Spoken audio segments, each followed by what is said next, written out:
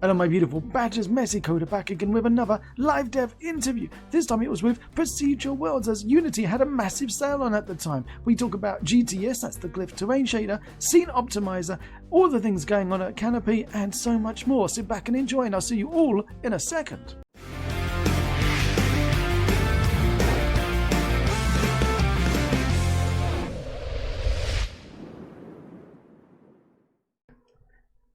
Everybody's sitting at home in front of your Google Watches, your Meta Worlds, your Alexa PCs, and your microwave oven computers. Give a warm and messy welcome once again to the Procedural Worlds man himself, the legend that is Adam Goodrich, who's so good that he's actually showing us his beautiful bearded face. Look at that. It's the early morning face. Now, is this a real face, or is this like meta-human? Is it? Is this real? I think they do a better job with metahumans. Welcome, Adam, says chat. Don't forget the Steam Decks. Yes, YOLO. Anyone who's watching this stream live on their Steam Deck, which is YOLO, as his Steam Deck has just arrived. Has your Steam Deck arrived, Adam? And are you testing the quality and the performance of worlds created with Procedural Worlds and how they would run on a device such as a Steam Deck? I would love to have a Steam Deck, and unfortunately I don't. I also don't have the latest Xbox or the latest PlayStation because they're all pretty difficult and expensive to get in Australia. That's the problem with living in Australia. Very disappointing. Yeah. Well, you do get loads of weird and wonderful animals there, but the negative is that it's a bit difficult to get the latest technology. Yes, we get a lot of rain at the moment. Really? I live in Sydney. Yeah, I live in Sydney in Australia, and at the moment it's pouring down outside. We've literally been tipping out about 6 inches of water out of our pool every day. It's just been insane over here in Australia. When it's normal people's summer, it's Australian winter, isn't it? Yes. Because you're upside down, obviously. Yeah. And is it true that your water goes down the drain the wrong way around? Apparently it is, although I haven't tested that out myself because of a lack of interest, actually. Yeah, because if you think about it, if you're making a game, that's the level of realism that I would love to see. If your game was set in Australia and it had water going down drains the correct way compared to how it is on the other hemispheres. Yes. That would be awesome. That's what we need to do right now, okay? That's what we need to get made. I'll get our technical artists right onto it. It'll be in the next version of Gaia. The ocean will spin around in different directions around you, depending on which hemisphere you're in. That's what we need. And you know what? As you're talking about the Procedural Worlds artists, how many have you got now? Because I go on to I'm going to flip over to the asset store. Take off your beautiful face. By the way, the mega bundle really confused me when I first saw it, because I thought it was a Procedural Worlds mega bundle, but it's a collection of assets that work well with Procedural Worlds. So it was like, well, I was looking to see which ones of these are the Procedural Worlds assets, but these are all things that work well with Procedural Worlds rather than being Procedural Worlds assets. Yeah, Unity asked us to choose some assets which we thought were pretty cool, and between ourselves and Unity, we came up with a good bunch of assets, and we actually put a video together of these assets working. Maybe you could play it because it gives you a sense of how our stuff and these awesome assets work together. It was interesting. These videos are a huge amount of effort. So if you click through to the Procedural Worlds, because you won't find it on the bundle page, because who knows? If you flick over to the Procedural Worlds, you went and put all that effort in to make a wonderful video. We spent about 3 weeks making the environment and the video and the bringing this thing so you can see this thing evolve. And if you click over to the Procedural Worlds page and scroll right to the bottom, Oh my word! Hang on a minute. No. And just before I do that, then drawing attention to the fact again that I've been sleeping, right? And while I've been sleeping, you've been reproducing. So oh, we've gone nuts. how? Yes. So you've got your own artists in making stuff, or as well as using like integrating with other we people. some of it is our own team making stuff. Some of the things we've also done is created procedural content packs with some of the best assets on the store. So the idea is to basically save time, right? You know, Like this one setting up. from Cincy, the Fantasy Kingdom one. Yeah, yeah. In fact, I'm going to demonstrate that when we do a little bit of a demo later on.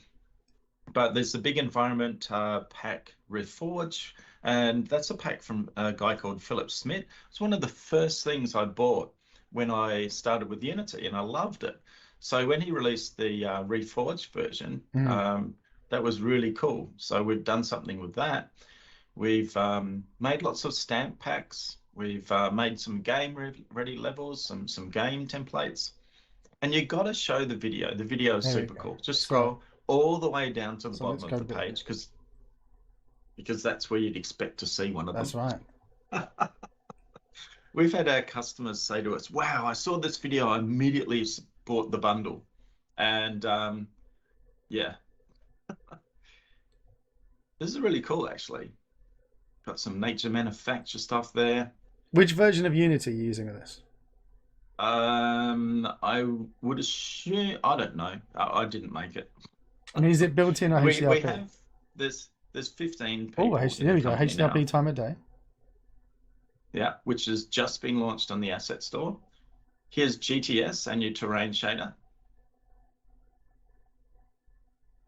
And GTS is completely unrelated to anything that was in the CTS, like written from scratch. That's right. Yeah. All of this stuff is largely a complete rewrite. So here's the beach forest ecosystem. And then in a second, you'll see some really amazing characters flying through. Hang on. Here we go.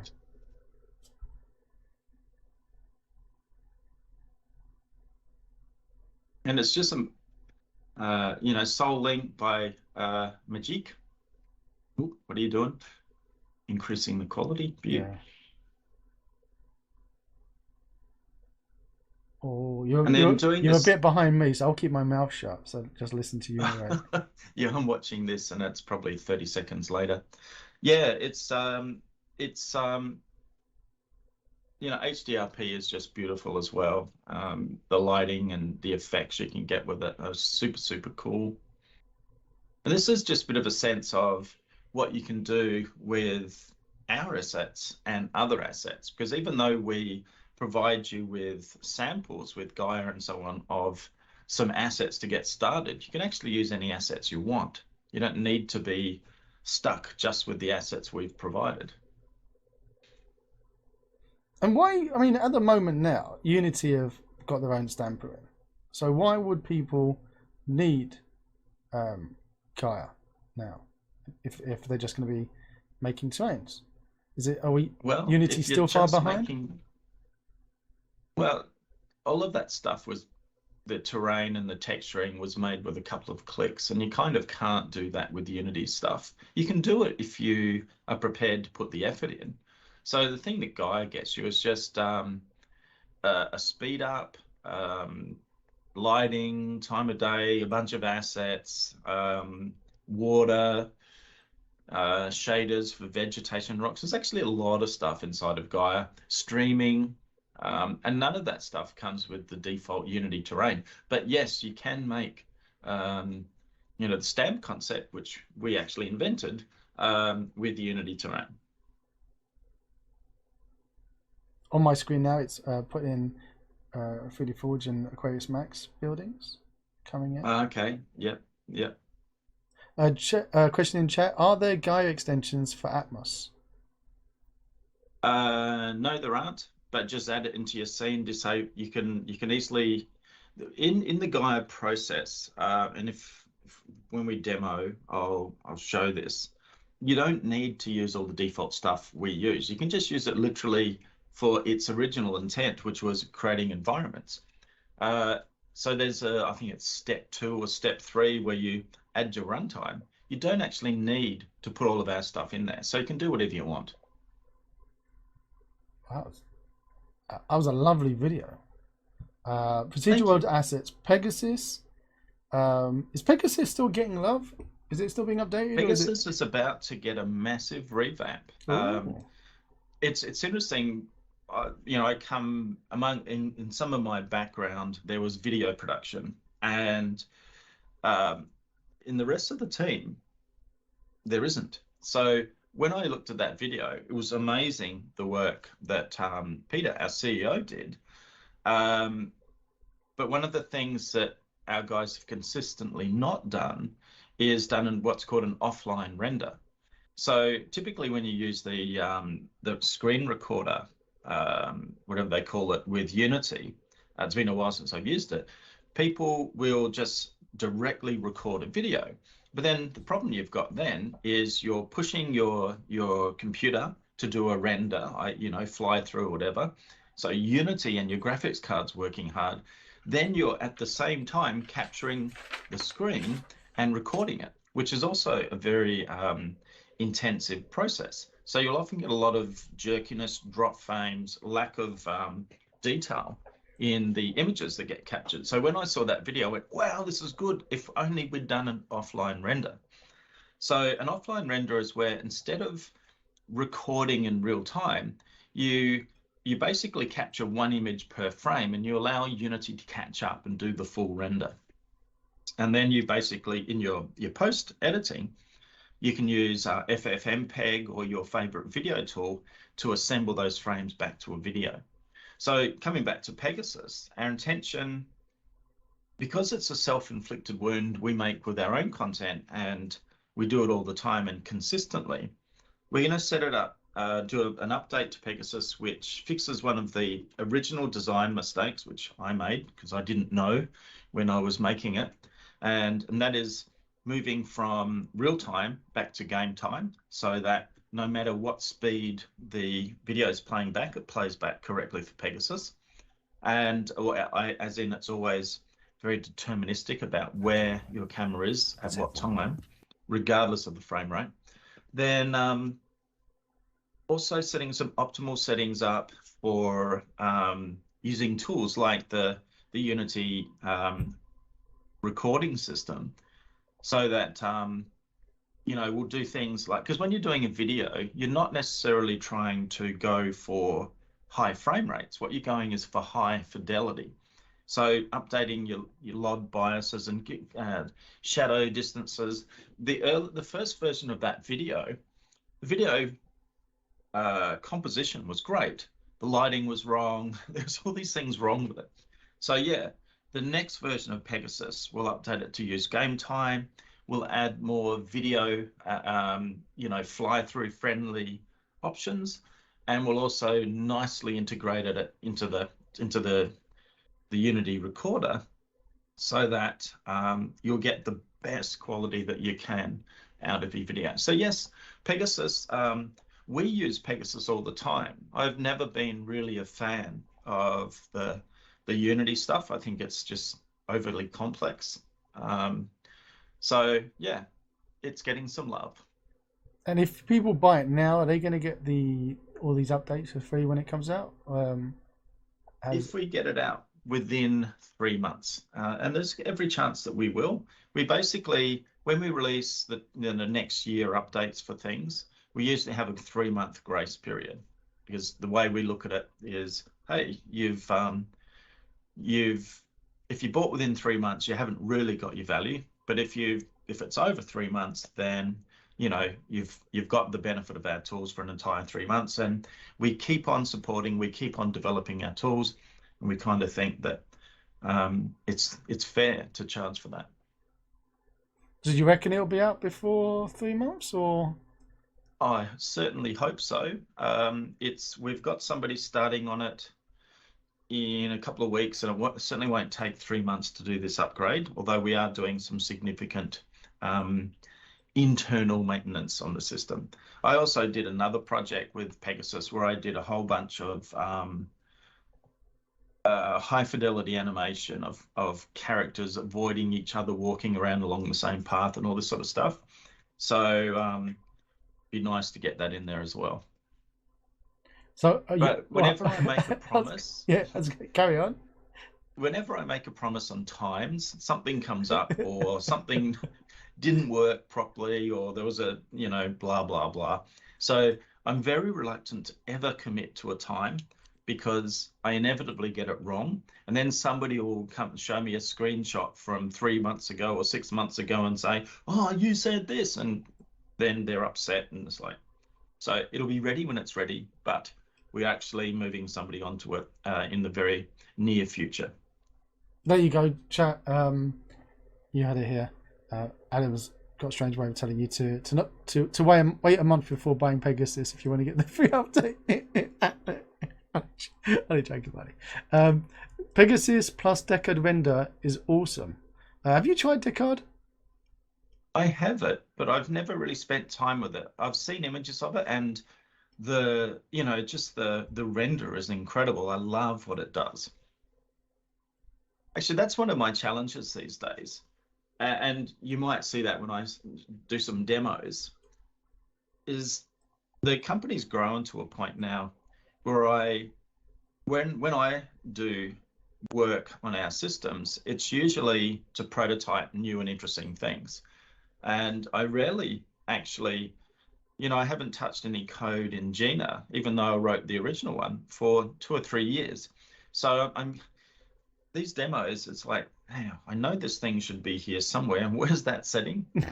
So it's one of the downsides of growth is that you don't get to be across all the details anymore. Yeah, but that means that you actually get your products more likely to be out on time. Tom Scott, hello for Chris. Pegasus 2024. Let's hope sooner than that. So in this, you use Pegasus, Gaia, GTS, HDRP Time of Day, Lightning and Sky, Flora, the terrain detail rendering, and Gina Pro for object placement river. And then you use Beach Forest Ecosystem, Cartoon Insects, SoulLink Procedural AI Spawner, Massive Clouds, Atmos, Jungle, Tropical Vegetation, Crest, Fish High School Bundle, Village Exteriors Kit, Ultimate Medieval Constructor, and the Lava and Volcano Environment, which are all in the bundle. If you pop over to the bundle. Exclamation mark proc bundle in chat for a link to go to the bundle. And there's 2 days left before the sale is over. So and that bundle is amazing value. So highly recommend. And we didn't get all of the assets in the bundle into the video. The video just gives you a sense of some of those assets in the bundle. We since found that one of the publishers has decided to no longer do anything with Unity, but the rest of the bundle is such excellent quality that it's still worth getting because it's so cheap. Oh, who's that? The Beach Forest Ecosystem. We were alerted by one of our friends that if you look at their reviews, they're quite. I was gobsmacked, and I was also very disappointed because that was one of the assets that our guys had seen and thought, "Wow, this is really pretty," and they just decided they're not doing stuff with Unity anymore. Wow, why is because of all the limitations compared to how things look in Unreal, I guess. Look, I think that's BS myself. It's you always hear that's what the number one thing people say. I can't get it to look the same as it does in Unreal, and then you remind them that that's because Unreal throws all of the post-processing on top for you. That's right. And you actually have to do that yourself in Unity. Yep. So yeah, if you look at the reviews on that, it's a beautiful asset. It's got some great stuff in there, but apparently Unity's not their cup of tea anymore. And had we known that, we would never have suggested they go into the bundle. But the rest of the thing, you still get that asset, and it's great. You might need to do some optimization to make it work really well with Unity.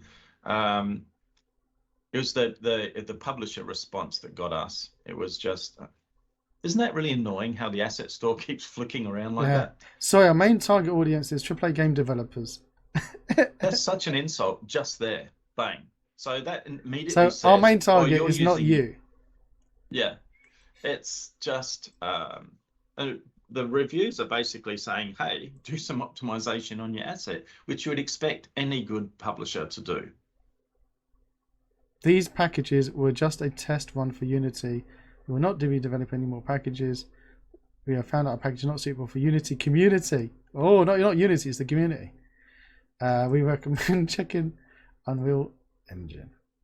Wow. That's just, that is just an insult, in my opinion. That is. Anywho, let's not focus Wow. on the negative. Yeah, that's. Well, let's just say if you're getting this bundle, you'd be getting that anyway, and and you wouldn't be paying $129 for it. So, No. yeah, and give them $129. Yeah. Everyone keeps raving about Atmos. How did you find it? Atmos is something we used ages ago, and I liked it. It's done as a post-processing effect, and I think it was back in the days before HDRP and the render pipelines had settled down. So it just worked. What we and it can get some really beautiful effects.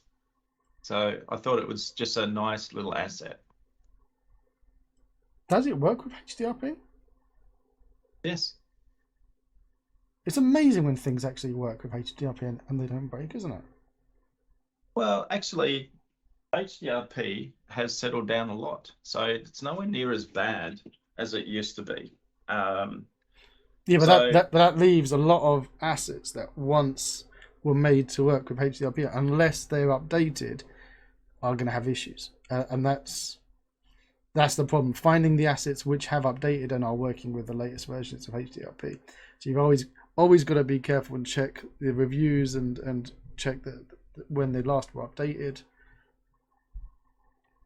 yeah, absolutely. We tend to, I guess, we're focusing on, beautiful environments in Unity. So we always do our stuff HDRP first now. And, Oh wow! there's talk about URP and HDRP becoming one. Is it? So, well, yes, that's what I've heard. Oh my god! So bringing them to feature parity. Interestingly, I've also heard, and I haven't tested myself, that an optimized version of HDRP does not perform that much differently than URP. So the big performance boost you're supposed to get, and again, I'm just hearsay, it's not me directly having tested this, is that there's not that big a difference. All right, if you hang on, what?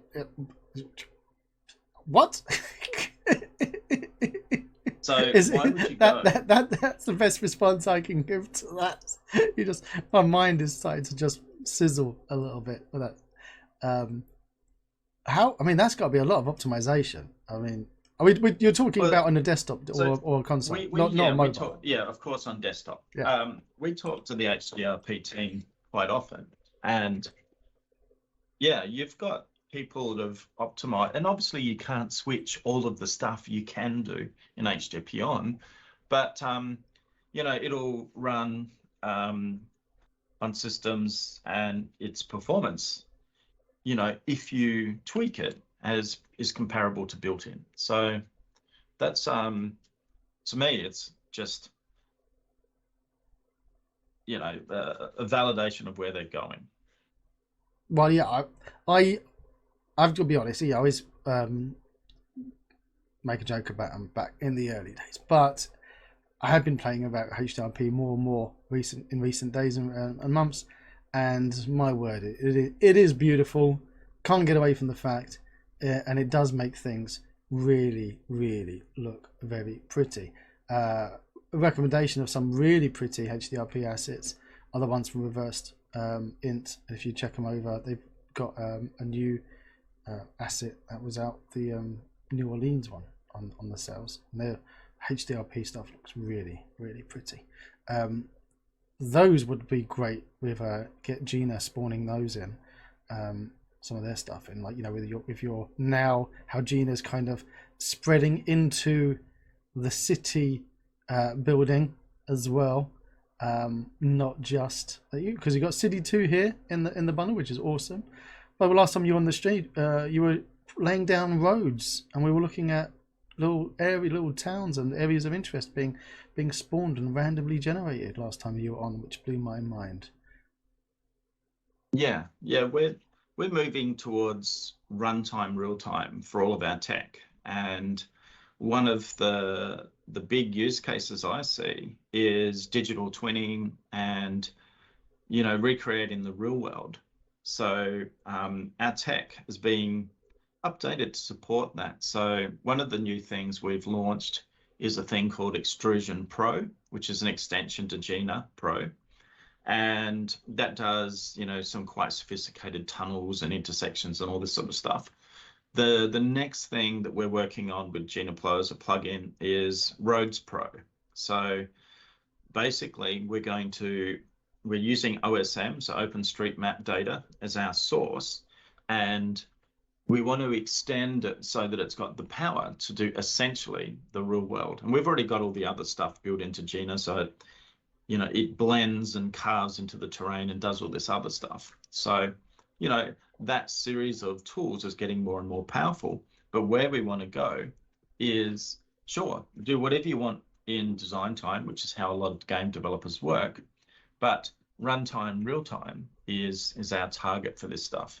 And in fact, Gina, it has a palette system, and this palette system maintains links or references to the source assets. And that means that if you're spawning something in your game and you've included Gina spawners in your scene, then the assets will be copied across. You don't have to copy them to your resources directory, for example. And that then means you can actually use the full power of Gina at runtime. Oh my word. The other thing, actually, in the next iteration of this stuff is we're going to bring the power of Gaia's fitness system. And so the future looks something, and it's a bit of a way out, but I guess it's the best of Gaia, the best of Gina. There you can see GTS, well, you've probably gone past that by now. I can see GTS in the background. Yeah, you could see GTS for a moment. Yeah, I've got off. Let me go back onto GT.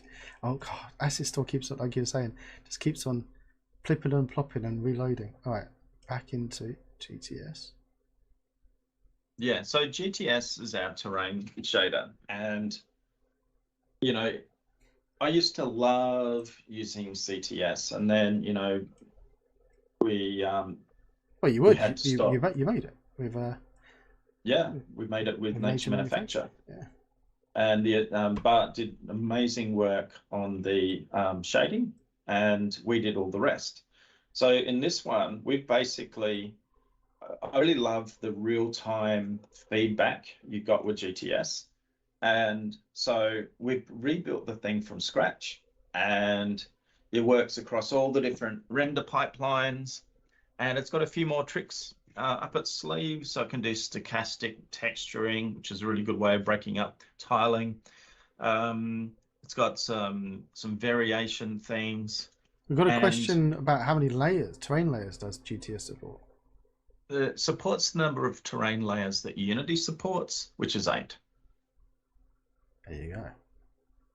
I always think that's an interesting question. And the reason I say that is if you can't actually get your terrain done in 8 textures, then what are you doing? All right.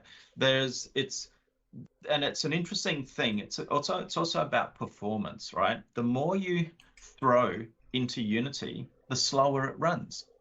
So if you're doing terrain rendering with more than 8 textures, then you're doing it in a way that Unity really doesn't like it. So, for example, with Gina Pro, when we add roads, we don't do that as a terrain texture. It's a mesh on top of the terrain where you can do all sorts of interesting things. So I've never personally found the need to do more than 8 textures or on a terrain. Then the other thing we do with GTS is we mix lots of things into the terrain on top of it. And in fact, when I talked about runtime, real time, and where we're going, I want to actually blend satellite maps into the terrain as well, so that, and you've got that near far type concept going on, so that you can influence the way the terrain's rendered with the real world, because the real world's always better than anything we're going to do procedurally. We've got Merciless Enemy says, "Oh, thanks. I was just wondered because of the texture array you are using." Kazgoroff says, "I have an open world with mostly 12 textures. I think it can be very useful when you mix multiple biomes in one world." And that was great that you asked, because I was about to lead into a question about now that we've got, the ability to have multiple tiles and streaming and all this shenanigans. What's the solution for when you want to have a massive open world with different biomes? That's a really good question. The way we approached it, because we try to make our stuff compatible with Unity, so stock Unity. If it works with stock Unity, then we want to support it. We don't want to go too far away from the core engine, because then you're replacing the engine, right? You're actually working against Unity. So the way we suggest you approach that is just don't have more than 8 textures on one terrain, because you can run multiple different GTS profiles in parallel. So if you limit your terrain tile size to say 256 or say 512, then as long as you don't have all of those biomes in that one small area, then you should be right.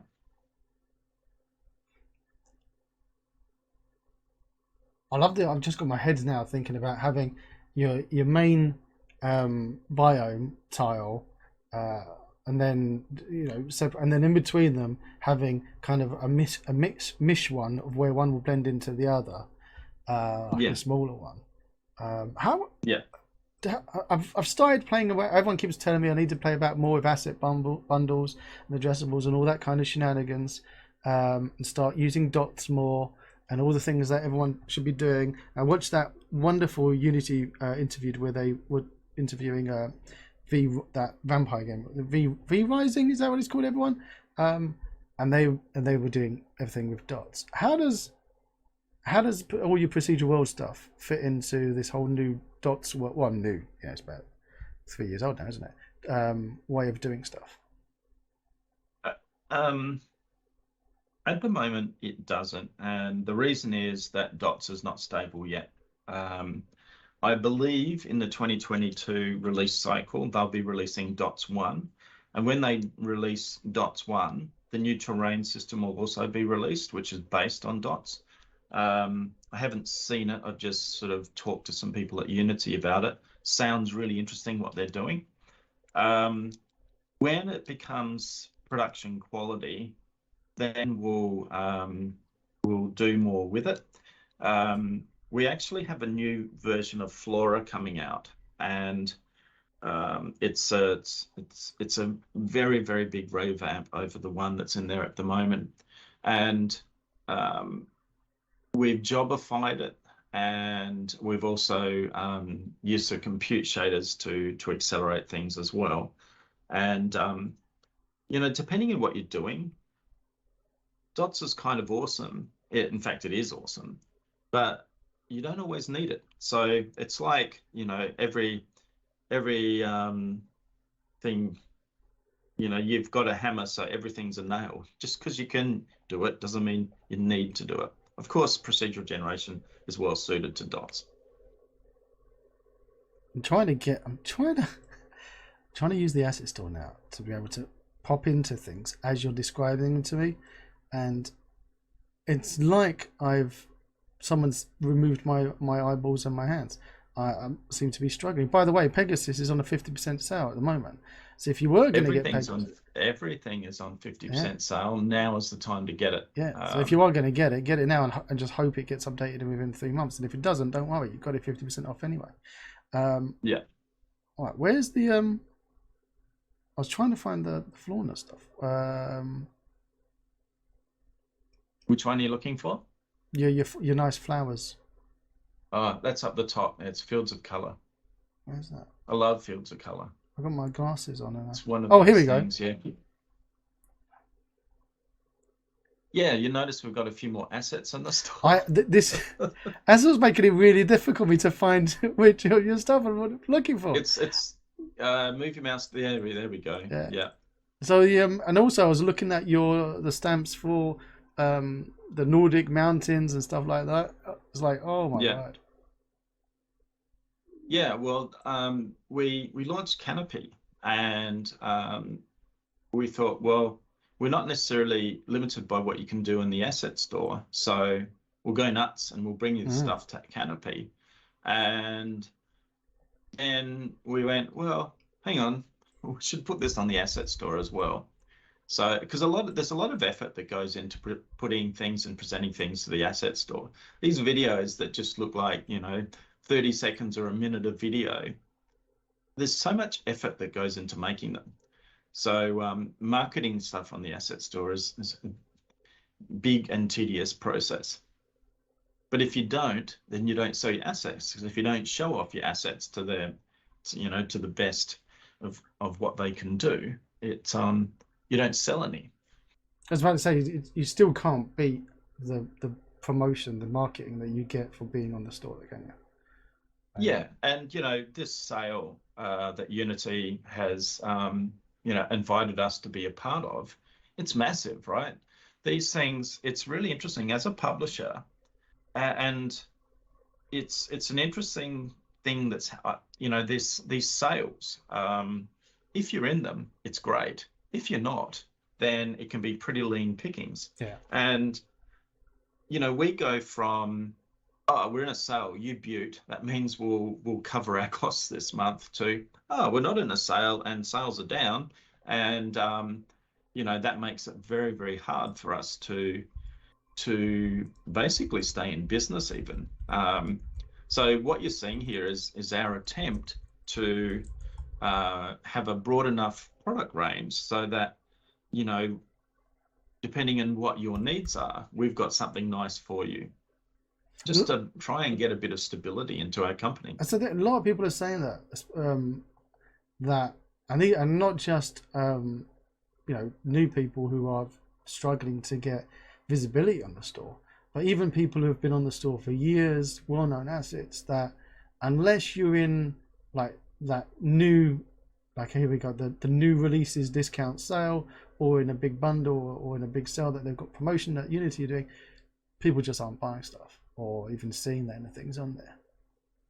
Yeah, it's a typical store scenario, right? If you're, if you've ever done anything with search engine optimization, if you're in the top third of the page on a Google search, people will click on you. For every extra third of the page you go down, you lose a third of your customers. And if you're on the second page of a Google search, you've lost most of your things. So every store is the same thing. Finding content, surfacing content directly has an impact on your sales. And, there's a lot of, I think, frustration in the publisher community because the Unity are experimenting, and the talking to people at Unity, overall, people are spending more. So, it's one of those difficult things. And then as a well-established publisher, we've bet big, or I've personally bet big on Unity, right? So it's not just fun and games for me. It's the livelihood of my family and the families of our staff. So it's an interesting thing. How do you try and offer a high quality product and high quality service, but do it at indie prices in this marketplace where you don't know what's going to happen from one week to the next? And that's the question that people keep asking me, is like, why do people not spread themselves out across Unreal as well as Unity? Well, sometimes you can't. Like, you really, you've really boxed yourself in, especially if it's not an art asset, it's code assets. And so you put all your eggs in the Unity basket. Are you ever going to be able to be in a position where you're putting your stuff on producing things for Unreal as well? Yeah, we hope to be there later this year. We've got a clean plan for where we're going to go with the company, and secrets. we're just nice. Yeah, and I'm going to not share how we do it yet. But yeah, we have an idea for how we can bring our tool set and the things that you can do with our tool set, not just to Unreal, but to the metaverse. So how do you build tools that can export and then render on different platforms? And it's an interesting challenge and difficult, but I know how we're going to do it, and we're actually building the tech to do it now. Awesome. So should we jump into you sharing your screen? Yeah, that'll be good. Let me show you and talk about some of the cool stuff we're doing. While you're doing that, Jan says 90% of my sales are from sales. There you go. Yep. And Night Shadow's in the chat. Hi, Night Shadow. But said there's just so much stuff on the asset store. Yes. And cool news. Exactly. We always get bits of cool news when Adam comes on. We get snippets. And sometimes he forgets he's not allowed to say stuff, and then he just accidentally says things on the stream, and we have to pretend that he hasn't. That's right. And then he's in trouble. All right. So so tell me when you're sharing. I am sharing. Ready to be able to see. I'm going to go to Canopy. All right. So I'm not sure if that's coming through yet. I can see your Canopy. Yeah. And is that being streamed? It is streamed. Let me make you a bit bigger. You beaut. All right. Well, now that you've relinquished control, I've finally wrestled control out of your hot, sweaty little palms. How did you know they were hot and sweaty? That's just you. And what do you mean by little? Okay, yeah, they are little. Yeah, so there's so much stuff we've been doing. We're obviously, there's the and this is that little list I sent to you, so I'm doing my little list. There's the Publisher Mega Bundle, right? All of our stuff 50% off, and the awesome assets in the bundle. They're really, really high quality. Some very top publishers in there, and some newcomers in there as well. So if you buy the bundle, you're helping out new asset publishers as well. We've done a partnership. There's so much stuff that's happened since I last spoke to you. We've done a partnership with Intel, and if you want to get into Gaia and machine learning, then head over to Canopy and go to downloads, and then go to the AI Game Dev Toolkit and click into this. And this is essentially, it's almost but not quite a complete version of Gaia 2021. It's missing one or two features which we didn't see as being showstoppers for using the product. But if you want to learn about how to do machine learning with Unity, then this Intel stuff is awesome. So literally, we've wizarded up in the same way that you wizard up and generate environments. You can add style transfer. You can add object detection. And, it's all nicely integrated. You can also extend this. So if you are interested in learning machine learning with Intel's OpenVINO and their AI Game Dev Toolkit, then this is a great thing to go and play with. So the partnership with Intel is pretty exciting. I do a bunch of talks with Intel. I get to, that was another bit of news. They recognized me as a software innovator, which was pretty nice because they're Intel after all, and they're like a top 10 brand in the world. Oh, congrats. So yeah, that was totally unexpected, and I was pretty chuffed, I have to say. So the software innovator group are people that they think are doing interesting things around the world. And as part of that, we not only released the AI Game Dev Toolkit, but Welcome. here's a little tutorial from video from Pete.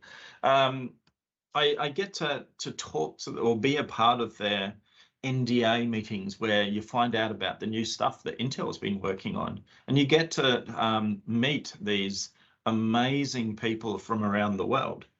So that's been rather fun. The Intel people are super supportive. The tech that's coming, I can't talk about because it's NDA, but I know anybody that likes games is going to be excited about the stuff that's coming from Intel. So yeah, that's something you can get from Canopy, which is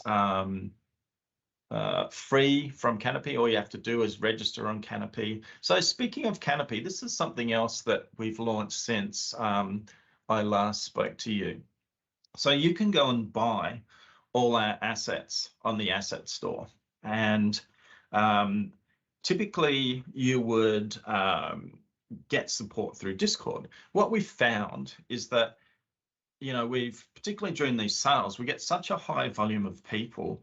People write stuff in Discord, expect, you know, and often if there's something wrong with your scene, there's a lot of moving parts here. So it's not just a blah, blah, blah. Oh yeah, that is da, da, da. It's sometimes you need to give us some information. You need to tell us about what's going on. So Discord is a terrible thing for support, particularly when you've got as many products as us. So Canopy was originally, let's build a support system. You know, you can go into Canopy and you can go into your forums, right? And we've got forums on all of our tools, including the AI Game Dev Toolkit, which, remember, if you want to try out Gaia ML for free, then go and grab that. So, you know, there's lots of, you know, people will ask questions and, you know, we answer them. You know, if there's a little green tick, then, you know, we've actually answered that question. And, you know, this is a really awesome way, if you're using our tools, to go, well, you know, let's DirectX, is it DX11? Do a search for whatever your issue is, and I can't remember, maybe it's swap chain. Here we go, swap chain error fix. DX, you know, this is one of those things. It's a graphics driver bug. It's got nothing to do with us. And there's various different ways to try and fix it. I personally have run into this on some hardware, and the fix works sometimes, it doesn't work other times. So in Canopy, you know, we've got blogs. So, you know, we'll start to talk more frequently about what we're doing. We've got forums where you can find out and get support and also search for support. You know, my approach, you could ask a question on Discord, but wouldn't it be much better if you just searched for the answer to your question in Canopy and found it, right? So the best support is no support at all, because we've built up a body of knowledge here. Then we've got our library. So this is pretty cool. This is all of the documentation and also some deep dives on, you know, different information, educational information about how to make Unity work well. The gallery is where, you know, you can share your work, and we share our work, and our customers share their work as well. So this is really, really cool, right? If you actually want to show people what you're doing with our tools, then create your own gallery, right? And start to build a profile for, or another public profile for your work. And I love this because, you know, it the quality that some people are doing is just phenomenal. So we show off nice stuff that we do. It's really nice to see what... I love it when other people are posting stuff that's better than what the actual original developers are doing as well. Yeah, I love absolutely. That. Yeah, we, you know, our challenge is that it's not always easy to, you know, we're not, you know, a big studio with super duper deep resources of millions of people and, you know, megabucks. So we see this work that some people do with our tools, and it just literally blows us away. So quality lighting, quality composition, you know, the tools can do it. You just need to also have a little bit of skill, and that's something that's really cool. Then we have downloads. So one of the cool things about Canopy is we've got two ways you can buy our assets. You can go and buy them outright on the asset store. And the thing is, if you buy it on the asset store, once a year, we're going to charge you a upgrade fee. And that's how we continue to develop and support our products, right? So the upgrade fee will be some percentage of the outright sale. Some people say that, you know, they don't, and the other way you can buy our stuff is via subscription. So if you subscribe to Canopy, then essentially you get all of our stuff for a fraction of what it would cost to buy on the asset store if you bought it outright. So this is the Pro is the best one. It's essentially $39 a month. We just charge the first 3 months up front, because what we found is some people were getting in and basically taking all of our stuff for $39 a month, which is not financially sustainable for us. But with this, you get everything, right? And then if you've subscribed, you can then get access to all of our downloads. And there is a lot of stuff here that you can get now. But if you don't like subscriptions, then go and buy it off the asset store, but be aware that once a year we'll charge you for an upgrade. So we've got lots of stuff here. So that's Canopy, right? If you want support, then great. If you want lots of new stuff and consistent upgrades, then it's pretty cool. One of the things we actually have in Canopy is a thing we call the exchange. And basically, we work with, basically the community tells us, if you're a subscriber, you ask for what you want next. And this is really cool, right? So when we're looking at what do we do next with our tools, this is the first place we go. And in some cases, if we, you know, and this is, you know, depending on, we're not that big a team, right? So we have to basically be careful about what we promise. But basically, people tell us what they want. You can vote on it if you're a subscriber. And then your asset pack will be, or the thing you've asked for will be prioritized for the next lot of development. So if we go back to our downloads, you know, the content packs, and these are these content packs where, you know, you know, people have told us, hey, we really want something with these assets. So if we go to Suntail, this was something that people asked us for. And, you know, this is an awesome asset pack off the asset store. And, you know, if you go through the exchange and you ask and you're a subscriber, then you can get some prioritization on what we build next, which is pretty cool.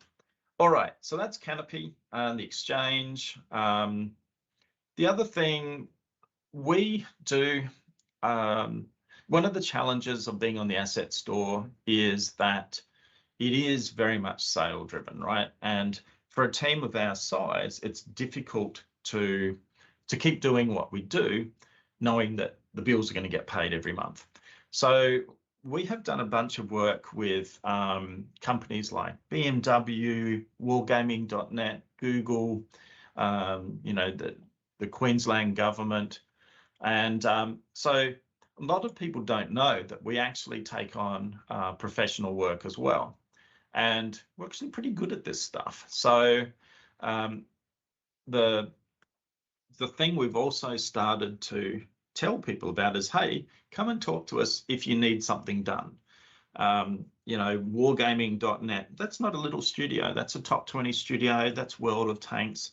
We built a lot of their, for a vertical slice of a game that they were working on at one point, we built all the environmental ingestion stuff from real world mapping sources. Yeah, this is extremely cool. And of course, I can't show you any of that because it's NDA.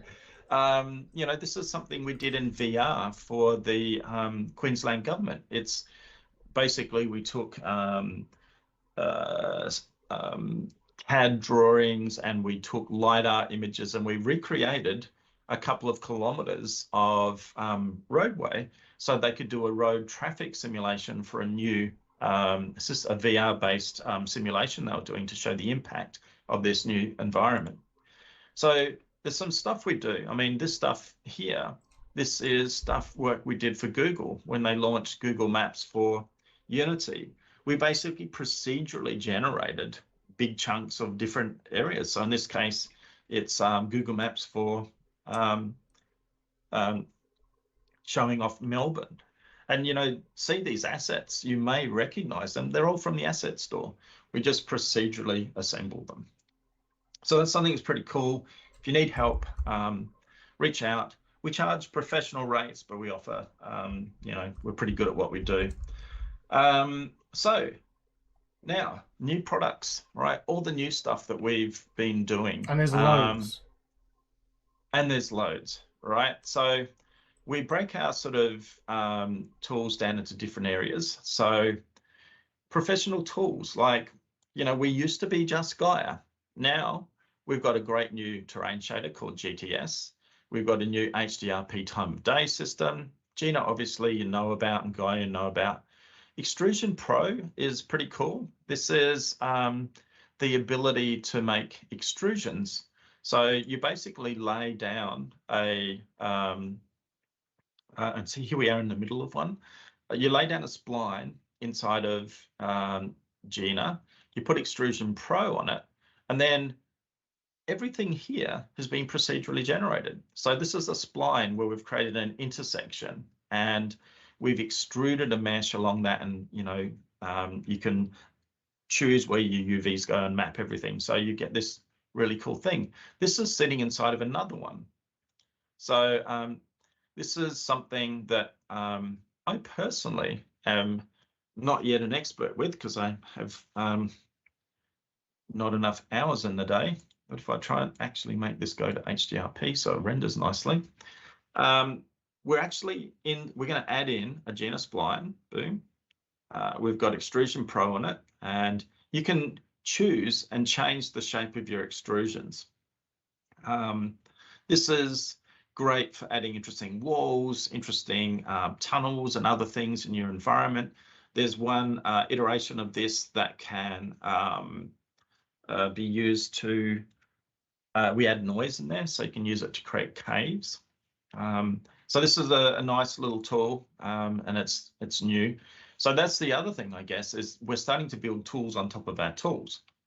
Scene Optimizer, this is another thing. This is, we basically... Well, I just noticed I'm muted while I was asking you a question, because that's how professional I am. I am so professional. Sorry about that. Question of, can the Extrusion Pro work with Cinti assets?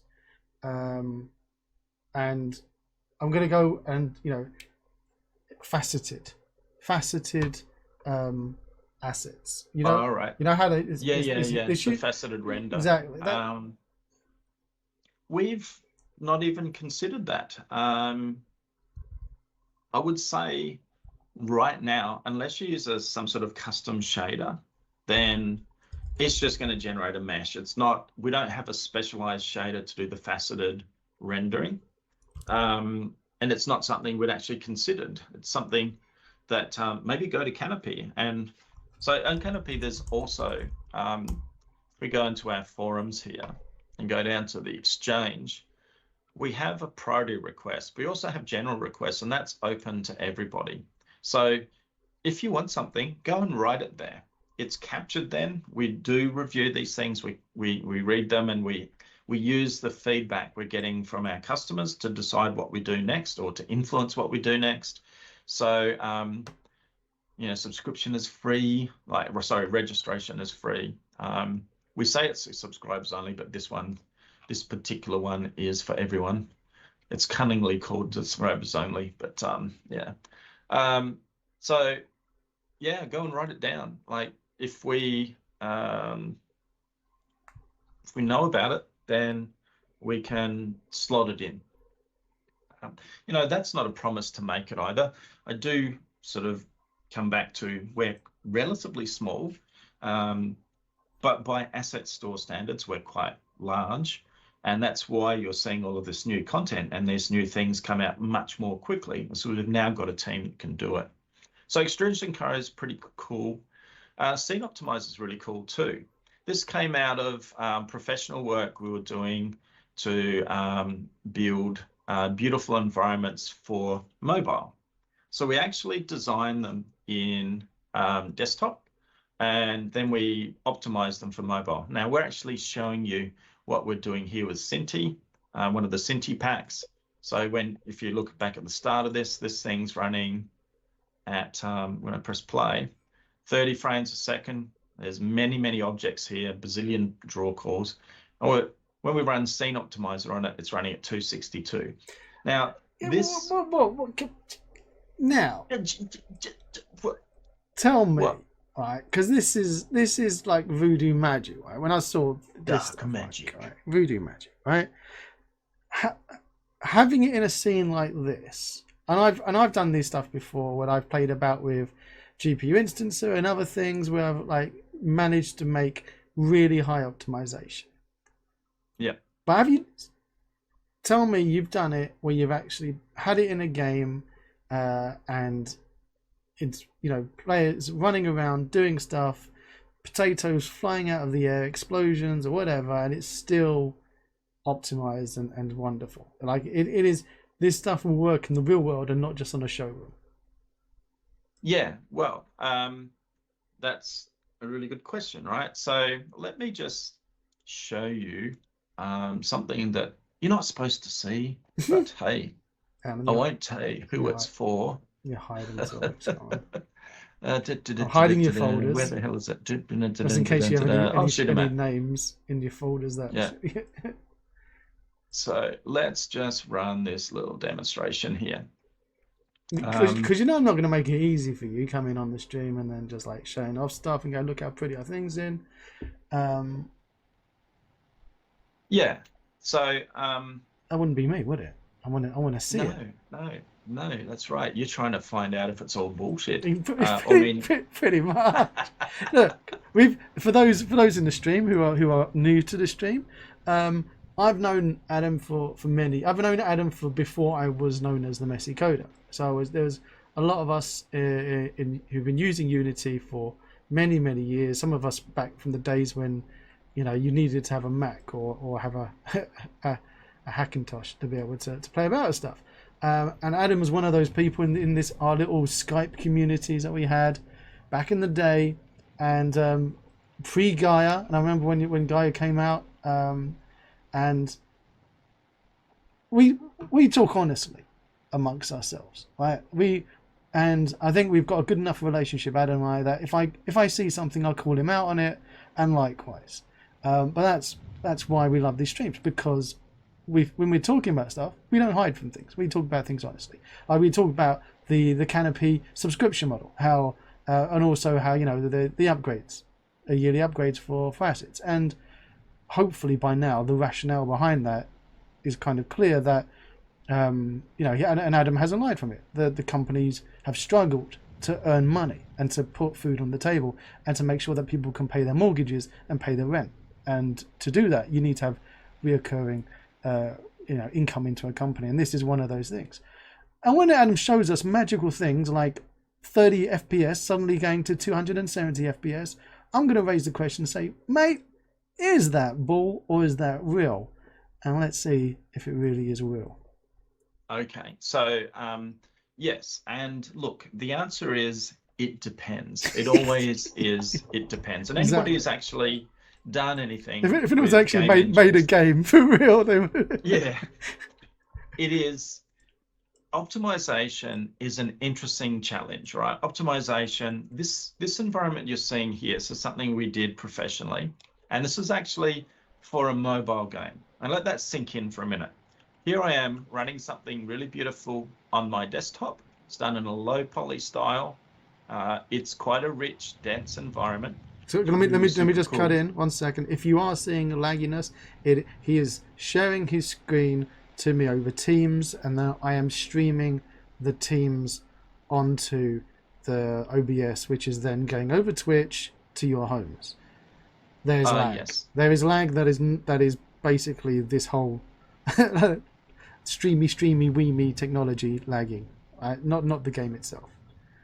Yes, that's a really good point. Have you got one of those cool FPS counter things that graphics cards can do? Look, not set up right now. So you'll just have to take your word for it. Take my word for it. On my system, this is silky smooth. It's really beautifully optimized. Now, we actually optimized this scene, which is running on my desktop here. And if I just zoom in real quick and I'll go down, you can see there's actually, even go a little bit further, some really beautiful stuff here. Oh, wow. We optimized this to run at 60 frames a second on a 4-year-old Android phone. No, shut the front door. I am not lying. So now that required a bunch of different approaches. Now I'm just going to drop out of this and we'll go back to Scene Optimizer. Let me hide the chat in case anything comes up. Folders. And see how good I am to you. You're just the best, man. Here we go, back here. All right. So back to Scene Optimizer. We did a bunch of different things. We merged meshes together, and this is some of that. Like some people say, well, Scene Optimizer is just a mesh combiner. It's a bit more than that, right? It treats things, your different objects at different sizes. It spatially partitions them based on their size, and then you can have quite a lot of control over how we actually blend those meshes together. So it does do mesh combining, right? That's one of your big ways to reduce draw calls. Instead of having 1,000 small things, just have one medium thing, right? That's one way to improve performance. And actually, GPUs are pretty good at dealing with higher meshes. Then the other thing we do is,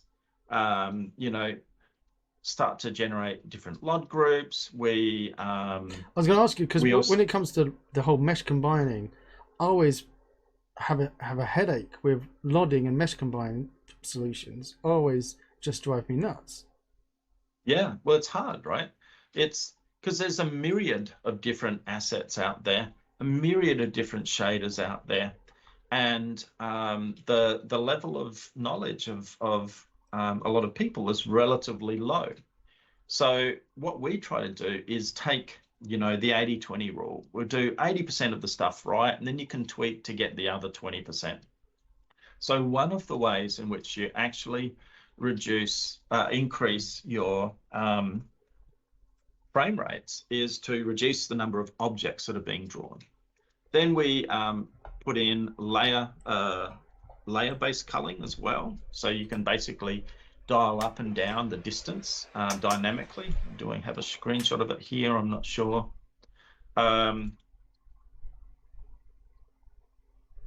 We break things. Have I got the here we go. Here's the layer-based culling, right? So you can, because we do break things down into different sizes, then you can say, okay, small things are going to be culled.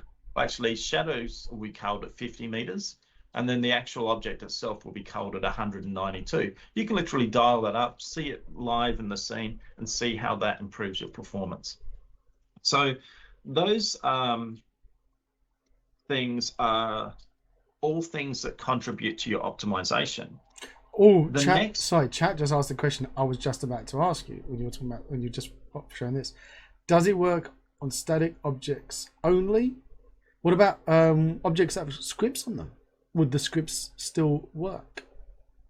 Um, we Your scripts are not, you don't want interactable or scripted objects in this system, because what we're actually doing is we're creating new objects, right? And we can't take that stuff through because it's impossible to know what weird stuff you've done in your game and just make it magically work. So where you're best using this is on the static objects of your scene. Cool. So making our city, buildings, roads, things that won't explode. Yeah, things like this, right? What I've got on the screen in front of you, that's all basically static geometry. And by using these techniques, we can make them run a lot better. You know, culling is a very expensive process in Unity. And if you think about the scene here, there are so many objects. That is a CPU heavy process. So by combining those objects together into smaller objects, the culling system of Unity needs to do a lot less work. That means you use less CPU, you get a better frame rate. Now, what's coming in the next few weeks with Scene Optimizer is mesh decimation as well. So particularly for LODs, we'll join those meshes together, then we'll decimate them. Then the other thing that's also planned, and it might make it into the first release or the second release, is to do automatic atlasing as well. So those two, in our test, we dropped a scene down by about 70% in terms of the number of polys, which was pretty cool. Now, mesh decimation is challenging and it's never going to be perfect, but for your LODs, it's a great way to minimize the number of triangles you're drawing in the distance. That means for things like mobile and VR, you're going to get a better result. We actually have a professional VR project we're just starting at the moment, and we'll be applying this tool to that project, and then what we learn out of that will flow back into the tool. Nice. That's so when you've got real world usages, suddenly, development just goes exponentially. This is the thing that annoys me about Unity, and especially the news recently about them killing their games that these teams are working on, that could really help Unity's game engine development, because they're actually making real world stuff with it. And chat are asking about like one of the things I was thinking about, oh great, would this work with trees and me being able to have a forest full of trees and cutting down my trees and suddenly they're all optimized. But and Sengoku's are having the same thoughts about wanting to have cuttable trees in a forest. And Matt was asking, would I be able to avoid dropping interactable objects in the scene optimizer? Is it possible for the next update to not include all the objects which have scripts attached? So is it like some kind of that's a good suggestion. I think it might have been added already, but if not, go to Canopy and put it in the scene optimizer forum as a request. That's a great idea. Be real easy for us to check as well. Yeah, if it has a script attached to it, don't stick it in the optimizer. Yep. Yeah, but one of the things that it does is you drop a root object in and it'll optimize anything underneath it. So if you've got a scene where you've got all these different, dynamic, interactable things in there, I can certainly see how that would be extremely tedious to remove them into a separate tree. So I know we've done a lot with the filtering system in the next release. The next release, as I mentioned, is well underway, like the mesh decimation stuff. We're going to build a rather cool little visualizer that'll allow you to see how the mesh decimation settings influence the render. So, because mesh decimation is far from a perfect science. So you always loosen quality when you chuck away vertices. And this is an Insta-LOD. This is, a relatively cheap asset on the asset store. So Yeah, so that's a really cool thing that we've created. And You got Erich Thonius Games butchering his mesh decimation. What the heck is that? well, mesh decimation.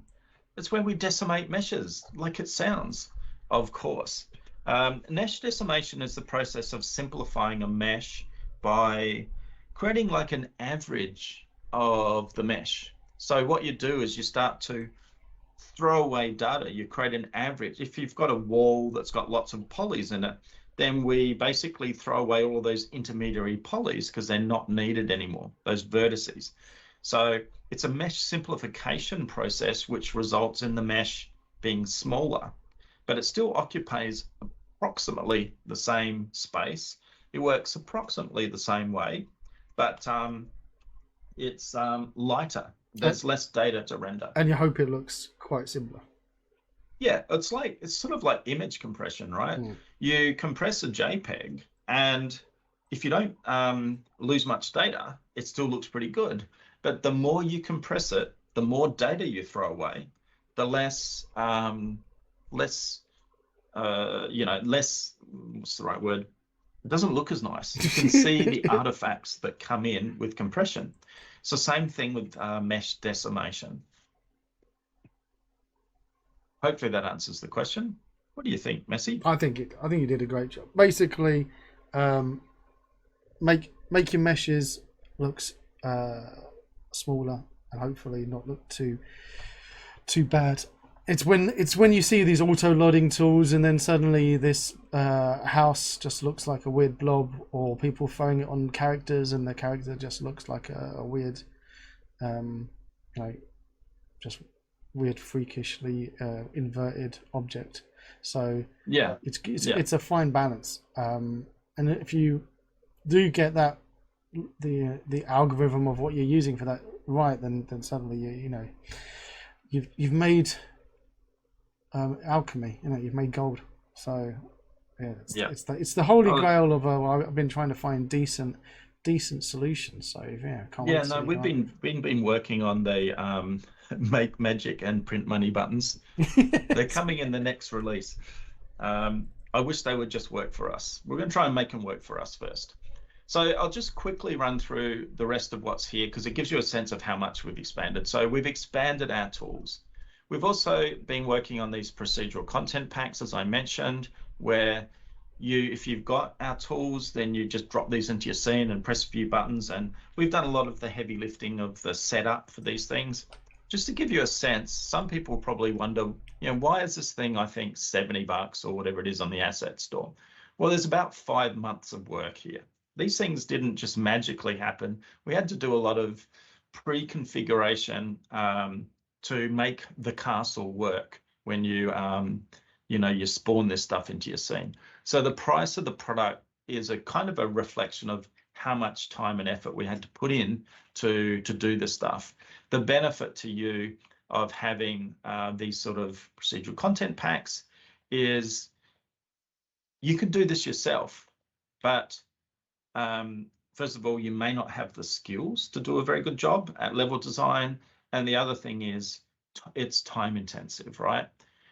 These modular packs like the Cinti packs and Suntal and so on, these are epic packs, but they've got many, many moving parts. I think somewhere in here, I spawn the castle and I click on this castle. It's actually, here we go. There I've clicked on one of the pieces, right? Everything that gets placed there is placed exactly right. And that's time consuming work. And yes, you could do this yourself if you've got a lot of time. And it's up to you, right? This just saves you time. So content pack's pretty cool. What else we've got here? Game ready levels and templates is something that's new as well. So we've built a bunch of nice game ready levels for some of the Fantasy Kingdom stuff from Cinti.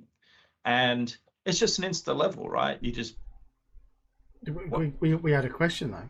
Could you, every time they start the level, it randomizes everything? Not at runtime. That's where Gina is going. I love giving you the questions that you love. Yeah. So Eric Thonius is saying, let's have a look at Beeper. Well, where is Beeper? Oh, it's not game ready levels. It is in our procedural content packs. Now, this is something that's interesting too, because we're actually making these packs with our tools. We're also working out where our tools are strong and where our tools are weak. And we're also developing new techniques. So some of these really amazing structures in the big environment pack Reforged are actually reshaping your terrain. So when you spawn this castle, it lifts the terrain, it builds everything around it. It does quite a lot of heavy lifting, and what you can get with it is pretty nice. This one actually has a bunch of interiors that have been set up as well. I do love this pack. It is an awesome pack. My kids helped review this on my YouTube. Exclamation mark YouTube in chat. And also, by the way, exclamation mark proc bundle in chat if you haven't gone to pick up the bundle yet. Because you've only got 2 days left and then the bundle won't be on sale anymore. Yeah. And you won't be able to buy all these Procedural World stuff 50% off anymore. So you better get onto the store while you can. Now, I know I'm waffling on, so I better just fast forward. So game ready levels and templates is pretty cool. Stamp and texture packs, we created a whole lot more stamps, something like 190 more of them. There is a mega stamp bundle on the asset store, which is currently 50% off, which has all of those stamps. So if you want suddenly the ability to do all sorts of interesting and beautiful shapes, then you've got them. What else we got here? Oh, there's some Gaia bonuses in Gina Pro. One of the things that we did in Gina Pro was a thing called the Damn Content Pack. And this is really, really beautiful. So we built some effects. We built some physics-based stuff to set that stuff up. But this is a fast level design video, which shows you how we went about building this thing. Is that now, so you can go damn? Oh, it's pretty nice. To get it, because it's damn. Yeah. Can you think? Yeah. Yeah. Right. Yeah. So I mean, this is a pretty nice pack. That's beautiful. So these bonuses. If you bought the Extrusion Pro, then the stamp pack's free. Just come and grab it, send us your invoice, and we will give you access to download the damn pack. And whoops, if I go up one more level, yeah, and then if you've got Gaia, come along to Canopy, send us your invoice, and we'll give you access to these packs as well. It's all for free. Just an encouragement to come over and, see what we've got for you at Canopy, because there's lots going on. All right. How about a decent demo of the new stuff, finally? Yes. Seeing that's almost the end of the bloody stream. Let's see it. And apparently that joke was so bad, people are leaving, never to return. Even freshly. Yeah, that's you think it's my bad language, but it's your bad jokes, man. That was gold. People have got no appreciation for quality. That's right. Some people. Some people. I tell you what, I should take a lesson out of those scans people. My jokes are for AAA developers. They're not for the likes of you. That's right. Yes. People who've joined the stream late are going, what's he talking about? It's really offensive.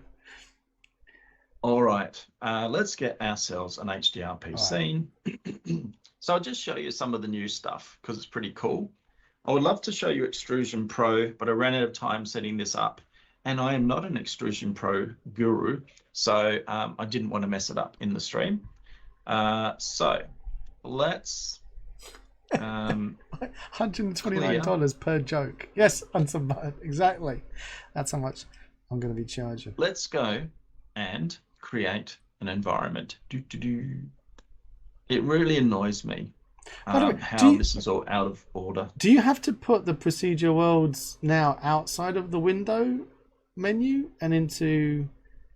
Because Have they changed the approach? wasn't that I was reading one of the rule things and that you can't put them in the window anymore if you're making a new asset from scratch. But if we actually put it under another menu, we'd probably get so many support requests. Yeah, no one can find it. Yeah, because this video from 3 years ago is different than what's there now. So Gaia is very much wizard driven, right? You set up your project, you always need to do this. This is to do things like setting up your shaders and all that sort of stuff, because it depends on your environment. Then you create the world, and that's wizard driven as well for anybody who hasn't seen this before. And what we're actually using is the world designer, and this is a tool that makes it easy to create new worlds. Then you create runtime. Now this is optional, right? If you don't want to use all the stuff that we've put together for you, you don't need to. And then finally build and deploy. Now you were talking about asset bundles earlier. The build and deploy, as you know, we've been working on a metaverse project called Meta Worlds, and we've been modifying our tools so that they work well with MMOs as well. And having that ability to dynamically update your content in your game on the fly. So that's what this is about. You can actually do a regular build. You can actually set it up as a bunch of addressables. Oh. So yeah, this is pretty cool, right? It will automate the build of the addressables. It does, if you've got a streaming scene, it does some optimizations there so that, the first thing we'll import is a low poly mesh, which is a simulation of your environment, and then it'll start to load the stuff in on top of it. So there's been a lot of work done under the covers to support this. So yeah, not everybody's doing a regular build, right? So that's our wizard thing, and let's go. Can I drop you a question about world designer while you're doing that? So Joyco's asking, will world designer, that part function of it, ever be usable for parts of the terrain instead of the whole terrain at the start of the project? And I've had use cases for that as well in the past, where maybe I just want part of the terrain or to be world designed. Well, that's a really interesting question. World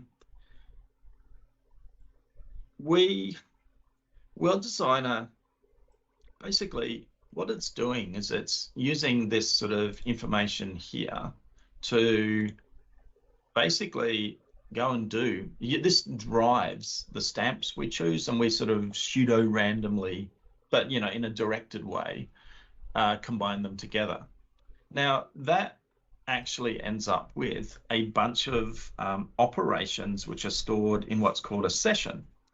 And in Gaia Pro 2022, one of the things we've talked about doing is actually exposing that session so you can modify every little bit. Then just hit that regenerate button and you'll quickly iterate in your scene and you'll get the new version. So that's the intention of that system. And I could see how that could be further modified to support what you're talking about. One of the things, actually, I'll just go back and show you something else. There's quite a few people now asking about being able to stamp certain tiles only. Yeah. And then maybe blending, as Joyco says, blending into the rest of the terrains. Well, you can do that individually with the stamper as well, right?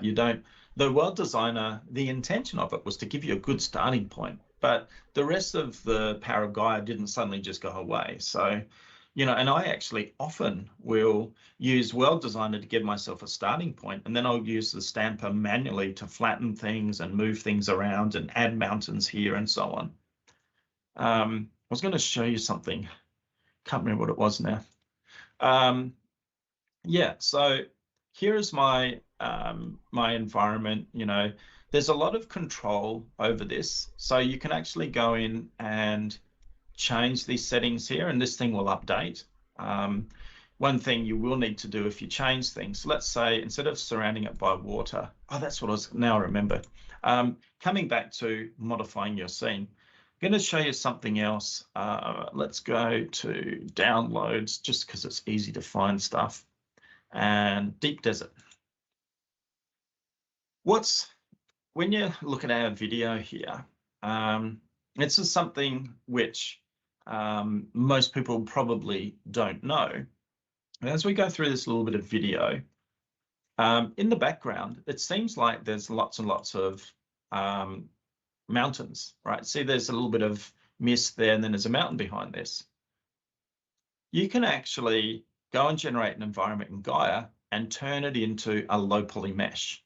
And then you can basically save that as a prefab, and you can put them in the distance. So this backdrop here is just basically another Gaia terrain that we converted into mesh, literally dragged and dropped into the scene. Oh, no. Do you have a YouTube tutorial showing people how to do that? No, but we should create one, because it's one of the, like, it adds so much depth and a perspective to your scene if you do this. Yeah. Maybe I'll demonstrate it in our little demo here. Right? That'd be cool. I used to do that because there was a terrain composer. You remember your favorite asset back in the day. Yeah. He had it was the World Composer video that he did of like make a very low of the world, like around, and then the high def in the middle. Yeah. And I was that 10 years ago now, and I've always just reverted back to that mindset whenever I'm doing stuff. And I was thinking about the other day with Gaia that I wanted to do the same thing. I wanted to make a massive, mountains and stuff, and then put my high detail one in the middle.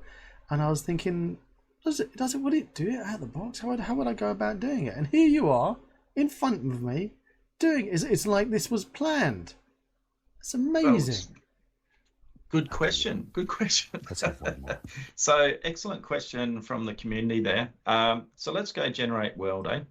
Now you can get in and change all these things, and you can hit randomize and all this sort of stuff, and you can, dial these things up. There's another nice, and this is a preview. Let's maybe get some more mesas in there. Remember, it's randomized, so we'll you may or may not get them in there or not. Let's maybe drop down the mountains a little bit. And do you have a super machine? What specs are you running here? It's a decent machine. I wouldn't call it a super machine. If you're going to do game development, you need a decent piece of hardware, in my opinion. So here we go. There's a nice enough environment. Let's generate that.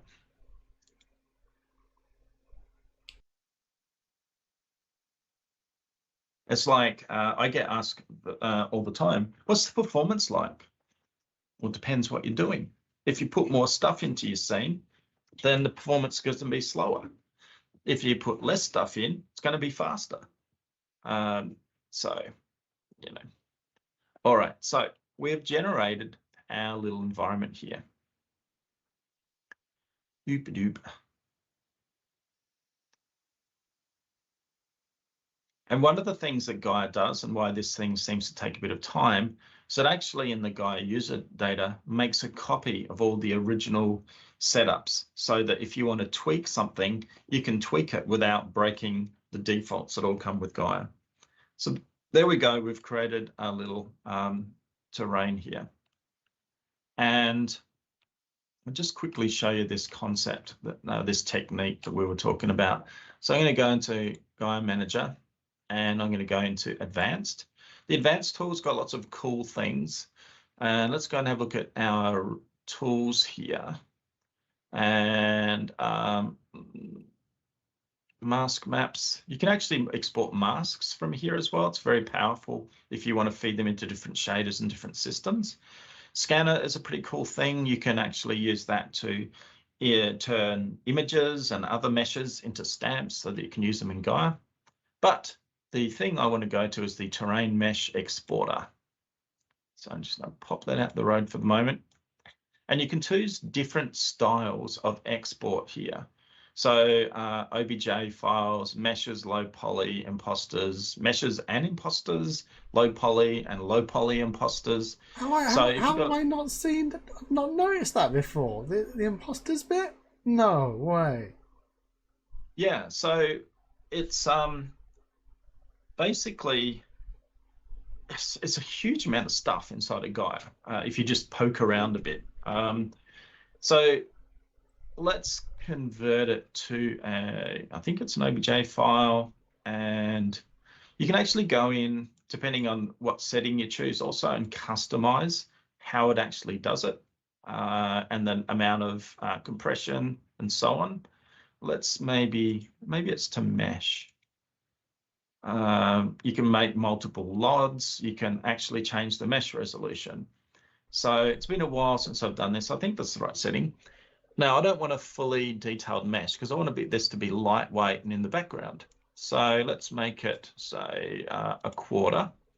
And we also can decimate the meshes, Oh, right? So here we go to my decimation. yeah, you want to squish this down a bit more. How we can do edges, smooth or sharp. So sharp is when you want the low poly style. Going to export our base map. Export normal maps, export our splat maps. Now, if you're going to put a shader on top of this that takes that sort of stuff, then you want to export these, and you could actually add multiple levels of LODs to this. But let's just go export. Boop. Well, this is what I'm going to be playing about with tomorrow.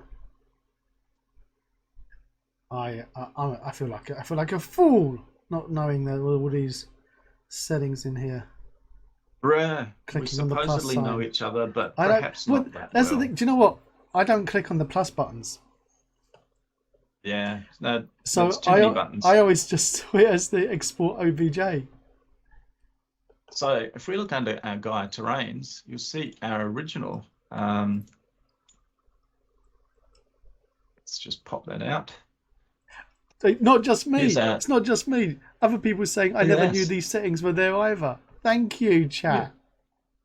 Yeah. Well, it's called RTFS. Has anybody ever heard of RTFS? Well, they don't need to. They just catch these streams and watch you come on and show us it, mate.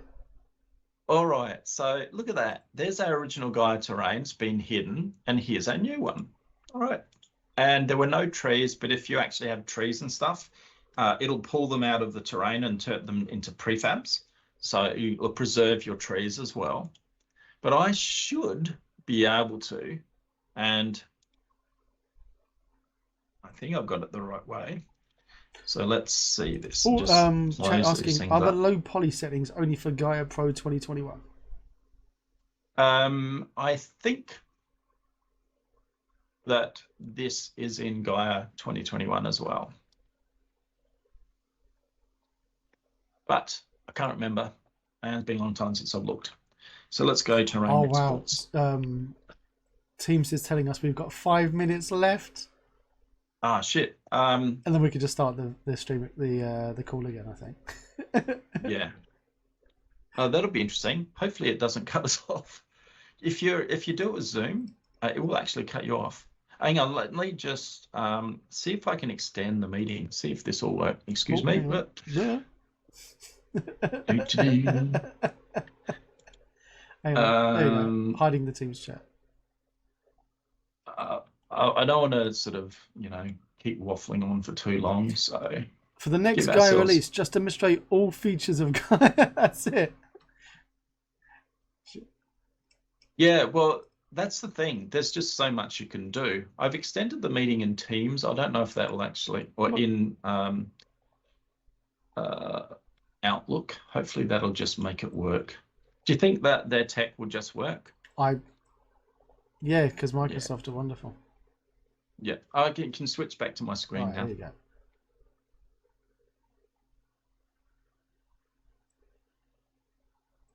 Exported one terrain as to mesh terrains to the direct. All right, so now let's see. I've created this new thing called terrain exports, and I should be able to just drag and drop that into there, and boom, now it's a prefab. So, Dun, dun, dun. so because it's a prefab, let's go and do something really prefabby like this. Boop. There you go. Look at that. Woo! And it's been decimated and everything else as well. So 164,000 vertices. You can decimate it more, but you can see it still looks pretty nice. So let's just pop that out. And I'm not sure if the Gaia undo will work now that we've messed with it and convert it into a prefab. But let's do the undo and see if it works. Now, here's my... In new territory here. Okay, here's my question to you. Can I do a big terrain now, right? 9 tiles, you know, so 3 by 3, right? Have it all exported as a simple mesh, so each one of those is exported separately, and then what I would do is carve out the middle one and replace it with the high def real version. Yeah. So not in an automated way. We've also been thinking about doing this for Gaia 2022 as well, and it won't be in the first release, but we love this technique, and you'll see why when I demonstrate it to you. So I'm just I'm going to manually put that back into the scene, but you could basically generate 3 or 4 or 5 of these things, create interesting things, and then you've got a whole lot of depth. So let's try reverting our environment here. Boop.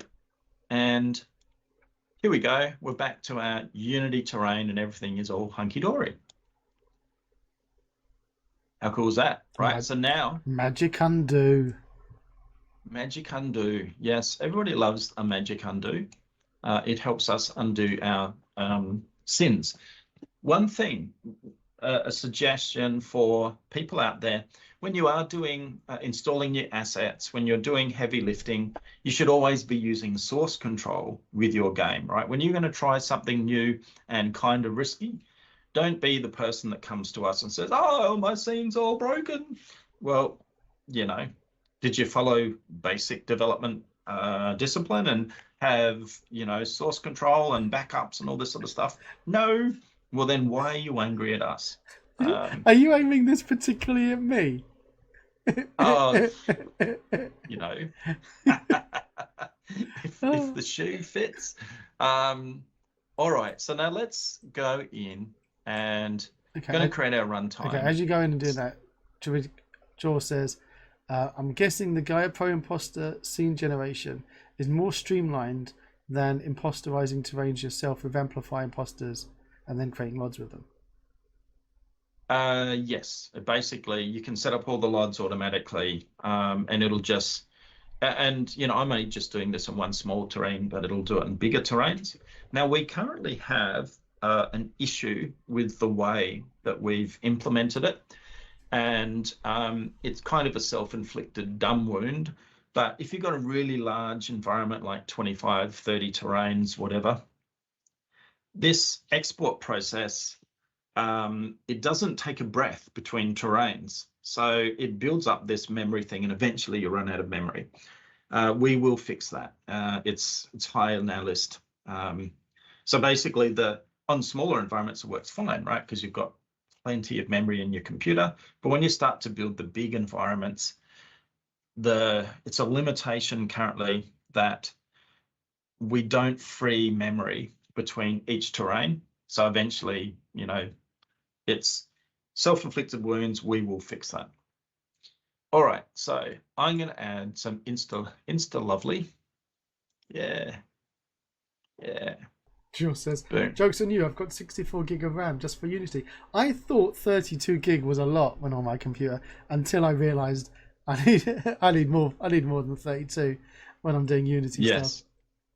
Oh, look, yes, 100%.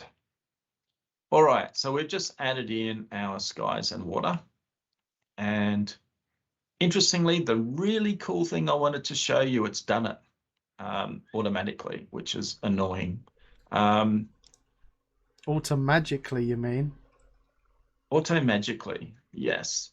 It's because I was a dumbass. So let me just fix this. Let's go back to morning. Boop. And it'll just automatically fix it. Yep, bang. No, let's not do morning. Let's do day. It's too dark. All right. So there's the old skybox based sky and the default lighting for, you know, what you would traditionally see that comes with Gaia. So let's put that island in, right, that we created a bit earlier. So Are you going to no, remember where you stuck it? put it up the top here. Terrain exports.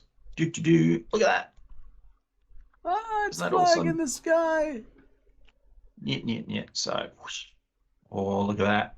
And then let's change our pivot to center. There we go. And rotate that. And maybe drop it down a bit. Actually make it a bit smaller. And now it looks like a completely different island. Yes, make it even a bit taller. You know, we can do whatever we wanted, really. So there we go. Now we have an archipelago. And if we run this, and literally just build yourself a bunch of low poly versions of different environments and stick them in the background, and all of a sudden you get this. And that looks really damn cool. Because it gives you a sense of depth. No, it does look nice. But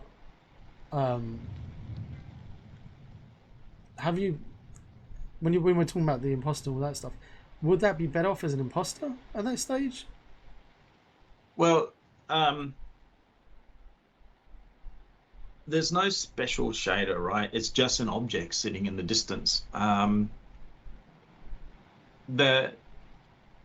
Yeah, and we just call it imposter because essentially it is. It's just a low poly bit of fluff to make things look nice. So the imposters, like the way Amplify does it, it actually does a special bake on top of it, and it literally turns that into a billboard. Whereas this is actually a mesh, right? It's another object in your scene. We call them imposter terrains because they're sort of like low poly simulations of the real thing. I think that was rationale. We did it years ago, so I can't remember. All right, so now let's add GTS, right? Let's beef up this terrain. And GTS is our new terrain shader. Are you still there? Yeah. Yeah. So let's go window procedural worlds. GTS. By the way, using Teams hasn't cut us off. Yeah. Technology win. Yeah. Also, Technology for those people all the asking win. why we're using Teams and not Discord, I can actually read the text that's on his screen. Couldn't do that if you were sharing on Discord. The quality would be so poor, wouldn't be able to read anything. Yeah. It's Discord's terrible. I'm going to turn all these settings off except for that. And I'm going to create a new profile. Boop. And we'll just rename this to messy. I'm going to create a messy profile.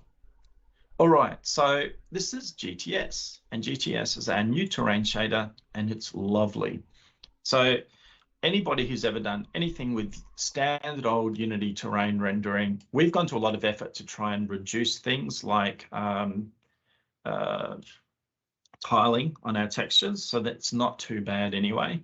But Unity terrain, in my opinion, just looks pretty average. So let's add GTS. Dated is the word I would use. Dated, yes, and that's the polite word. So let's go apply profile. Boop. How many people worked on GTS? Exist. What's that? How many people worked on GTS? 2. And over quite some time. Texture arrays for this profile don't exist. Would you like to generate them? Yes.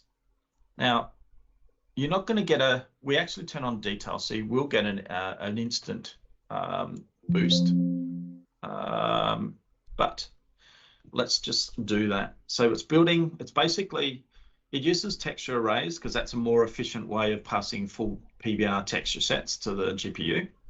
And it's busily looking at your terrain and pulling those textures and working out what's in your terrain and building a profile for it. So it's doing that, and boom, it's now updated our environment. So what it's doing here is adding in a bit of extra detail to your environment. So let's see, let's just, oh, look, we need to get some better lighting with this as well, because it'll show off GTS a bit better. So I'm just going to pop that there. Can you play that with your new HD lighting? I think, yes.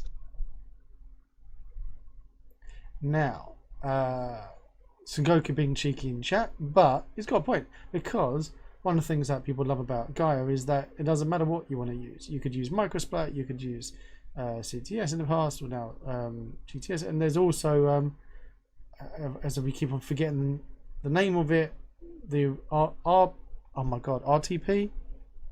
RTP, yep.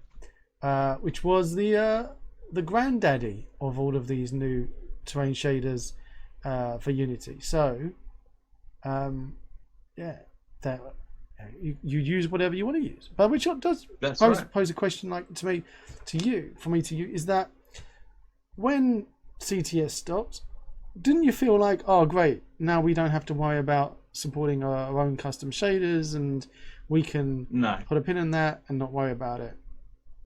No, actually, I was really disappointed when CTS ended. So, you know, Unity terrain render is, in my opinion, pretty, as you said, dated. So it was quite a disappointment when we had to stop that. So this is our replacement. And for lots of reasons, I don't use microsplat. I use our tools, and this thing has been integrated with our tools. So do you need to use this? No, of course not. You can use whatever terrain shader you like. We made Gaia to not mess, somebody asked earlier, how many terrain textures can you use? The amount that Unity supply. So the reason Gaia works that way is, and the way this stuff works, is because you can use whatever you want. The way I look at it is that the asset store is a big place, and depending on your project, you have things that you want to do and things that that you don't want to do. So what we do with our assets is we just make sure they all run really nicely together. So let's add some better lighting here, because I'll be able to use the lighting to show off GTS a bit more. So this is the new HDRP time of day. Bridge Worlds, HDRP time of day, let's add it. What's the difference between your HDRP time of day and other HDRP lighting solutions out there? Well, let me show you. Doop-a-doop. Right. So first of all, again, in line with how does Unity work? We've basically taken the stuff that Unity does, and rather than trying to reinvent it from scratch, we've just put some nice wrappers around it. So this HDRP time of day and the clouds and so on, these things are actually just provided by Unity. All we've done is provided some wrappers around this so that we can, just easily tweak what's going on in your scene. It's very customizable. It's all profile driven. It's got weather. So we did have to build shaders and stuff for the weather and so on.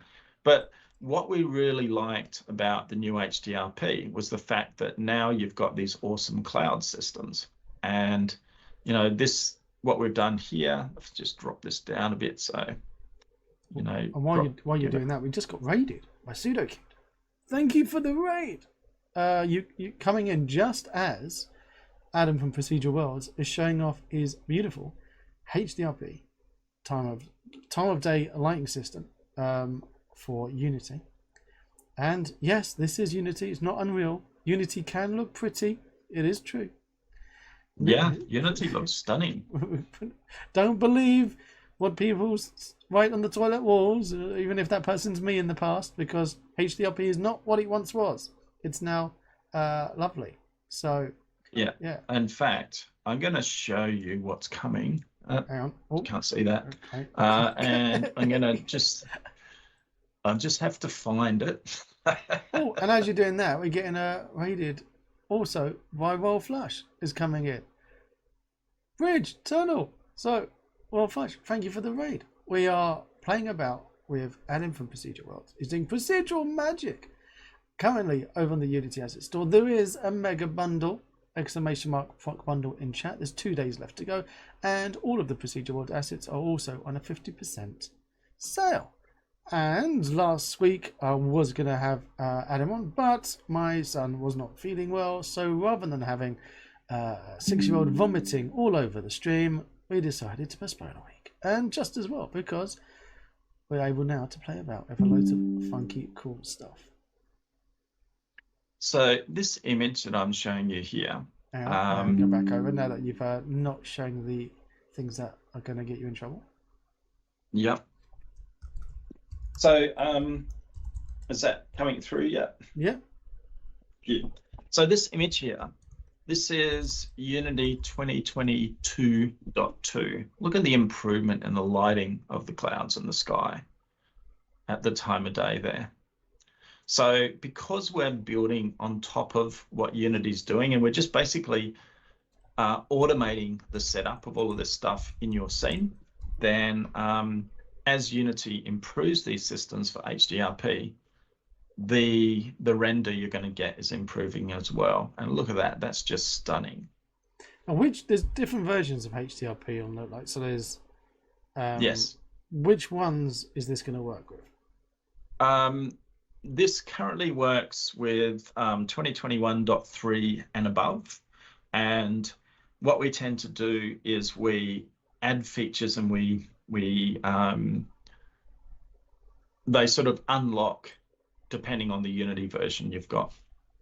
So yeah, from 2021.3 and above, and this will be a free upgrade with Gaia 2022 when it launches, and but as at right now, you can also buy it as a separate product.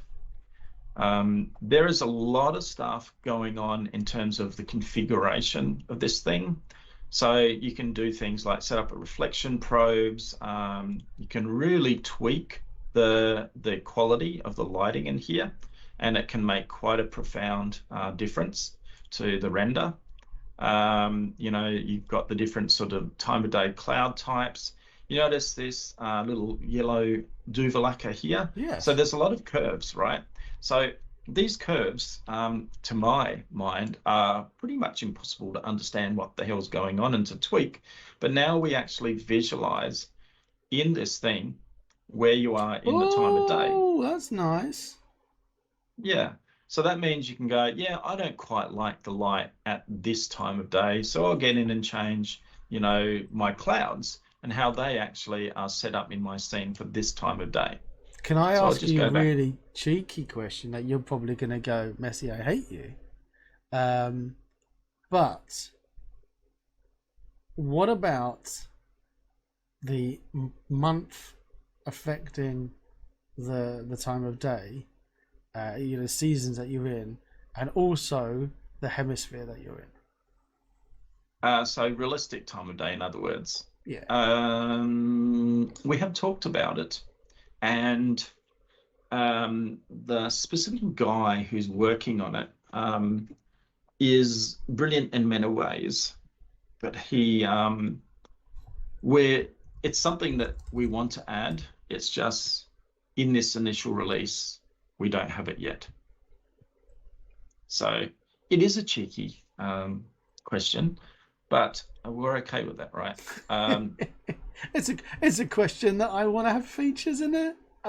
Yeah. This is the holy grail of the night time of day that I'm looking for, is doing if you're making a survival game out in the wilds, and you want people to really feel that they're in the seasons, then yeah, that's what I'm after. So people asking, is this part of Gaia? Have I missed it? Is the time of day coming to the store, or is it included with something already? So it's already on the store. We're releasing it as both a standalone product, and when we release Gaia Pro 2022, it'll be a free update for Gaia Pro. So one of the things we get is a challenge for us is, as we keep on adding all these cool new things, it adds a lot of bulk to our assets. And people already know, if you're installing Gaia, first you have to import, then it does the upgrade, and it's like a half-an-hour process, which is really tedious. So, and it also adds a lot of bulk. So if you're not using this product, then what we're going to do with the upgrade system is, it's already there as a standalone now.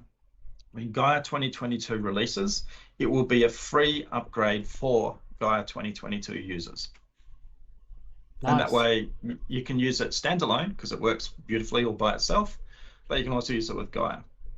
So we've added some nicer lighting here. I think we can all agree this looks much, much nicer. It does. Now I'm going to go back let's go back to GTS.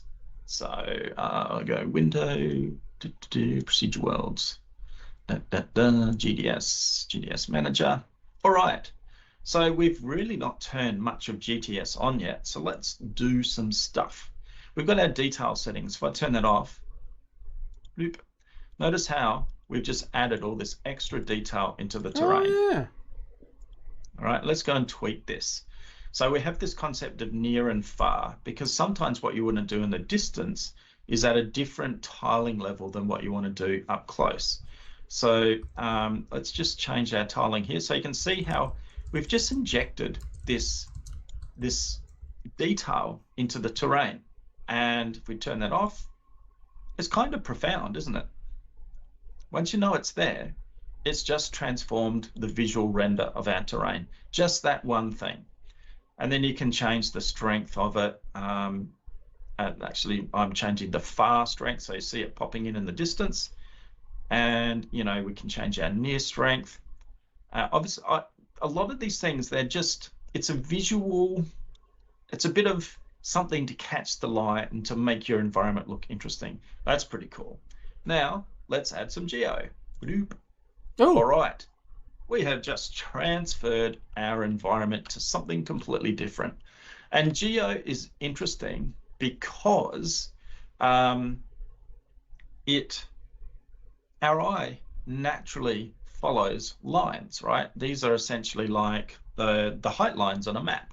Yeah. And if we go into our geo settings, we can go, well, if we don't want that one, let's bring in something else. And we've got a whole bunch of them. Let's try, maybe if I do this, and they're all very small. Let's try, so that's Geo 2. I quite like Geo 2. Let's try Geo 3. Drop that on. Boop. Completely different color styling. And I'll go back to Geo 2 because I quite like Geo 2.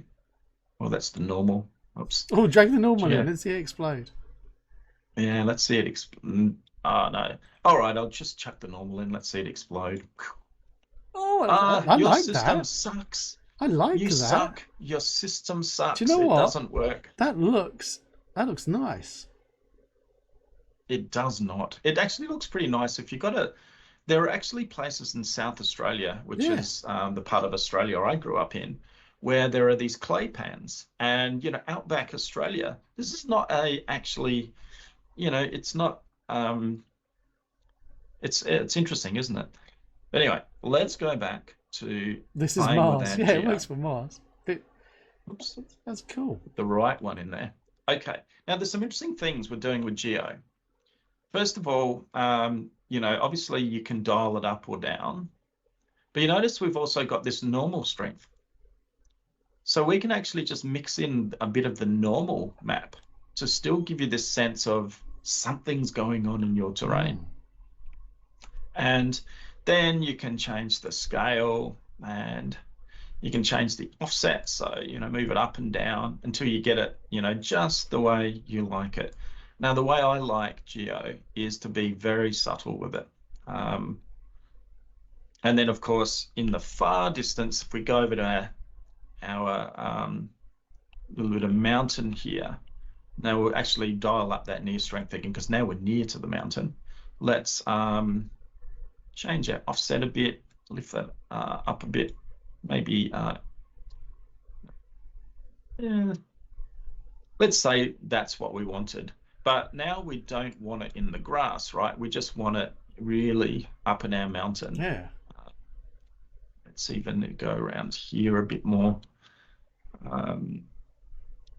Got that normal, just a little bit normal in there. Want that to be up in there. All right. We've added this sort of interesting, and it does really add some interesting variation to your terrain. But now we can go back into our layer settings, and this will be grass of some description. Let's try mountain grass, and we can actually dial that back down, and we'll find the right grass, and we'll actually see it happen. It could be grass, geo. There you go. So we've dropped down that geo effect, so our grass still looks like grass, but we've still got a bit of a hint of it around the place. And then there's probably in one of these other textures, forest, I think that one is. Again, we just drop that down. You notice that you can choose to have that effect or not. So a huge amount of creative control with this stuff. So that's geo. Height blending. So yeah, we've got sort of more normal unity blending. Let me just select this object, and if we turn on height blending, boom, now we've got a lot of control about how this stuff blends together. So let's just look at it. You can do less or more, and then we can go down into the textures themselves. So let's look at our sand. And you can start to change the way this thing actually blends, so you can get it to, just the right amount of blending that suits you. Maybe lift it up a bit more. We don't make mistakes. Again, we have happy accidents. Depending on your textures and what you're doing, super useful. Yeah, actually the sand is not a bad example. This sand, I actually quite like our sand anyway. But actually the grass, I can see a little bit of tiling in the grass, even though we've added a bit of detail and extra information in there, which has broken it up a bit. I could actually, if I think it was my dark grass. I love that you can put all these different settings specifically on them. Yeah. So there's my grass, right? And then I can apply stochastic texturing. Notice that? We got rid of all of our edges. We made it and we improved it. Oh, pixel shenanigans. Oh. And let's go to our sand. You'll see the same thing happening in here. Now, this is kind of an expensive effect, right? So you got to choose. So you really want to do this just on those textures where you've got problems. But let's, go in and boop. It sort of blends them together. It evens them out, and it can be quite beautiful, the effect you get with it. Then, we don't want to do triplanar. If you're doing steep areas, triplanar shading is something that helps reduce vertical tearing. Now, we've gone to a lot of our focus on our textures anyway to try and make them work pretty well. But we could then, let's go into our stone. Oh, now you did mention earlier about you do stuff HDRP first. Yeah. When do you start playing about with URP?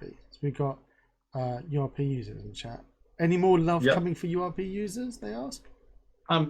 So all of our new shader work we do in Shader Graph, and we inherently get support for URP also in Shader Graph. So HDRP first, URP next, and then built in if we can. That's the way we approach it. Yeah, that's the general approach we take. So how's that sound, RJ? Skenjo Strife. Kenjo. Is it Kenjo? I'm not looking at the screen. RGS Kenjo Strife. Yeah, I know Kenjo. Kenjo asks me questions all the time. Hey, Kenjo. So there we go. There we've got a little bit of, we've changed the style of this terrain, and it's now quite a lot more interesting than it was. So, but wait, there's more. Now we can add snow.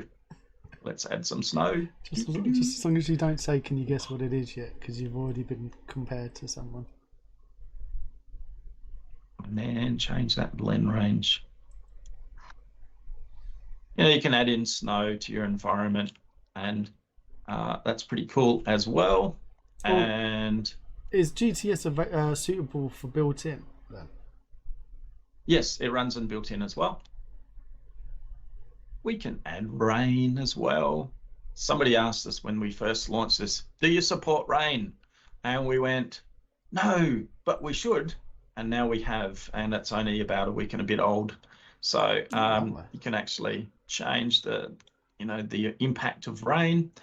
Let's just turn it off for the moment, and we'll turn snow on as well. Just enable it in the shader, but I will also turn it off because I want to show you something cool in a minute. I'm not gonna guess what it is. I'll let you blow my mind. Yeah, it's gonna be pretty. I hope it's what I think it is, and then I'll be really excited. Fresh Meat's gonna go put the kiddos to bed. Thank you for the sub, Freshy. You're a legend, as always. All right, yeah. So I better get on with it anyway. So variation. This is another thing which is completely new, and we go bloop, bang. And watch this go on and off. So we're mixing in an additional bit of texture material into the terrain, which makes it just, again, it adds more interest, and you can get in and you can change the way these things. So when I move it, you can see how it's actually working.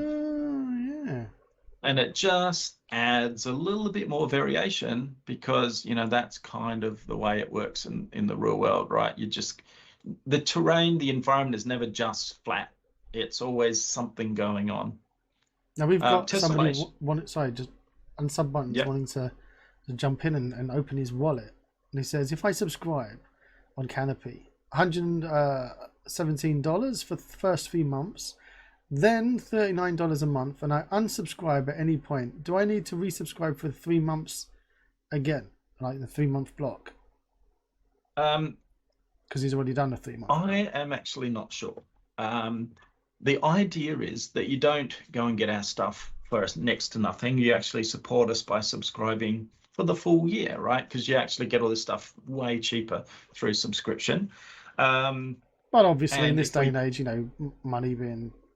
especially that's right, and that's actually, we don't stop you from using our stuff if money's tight, right?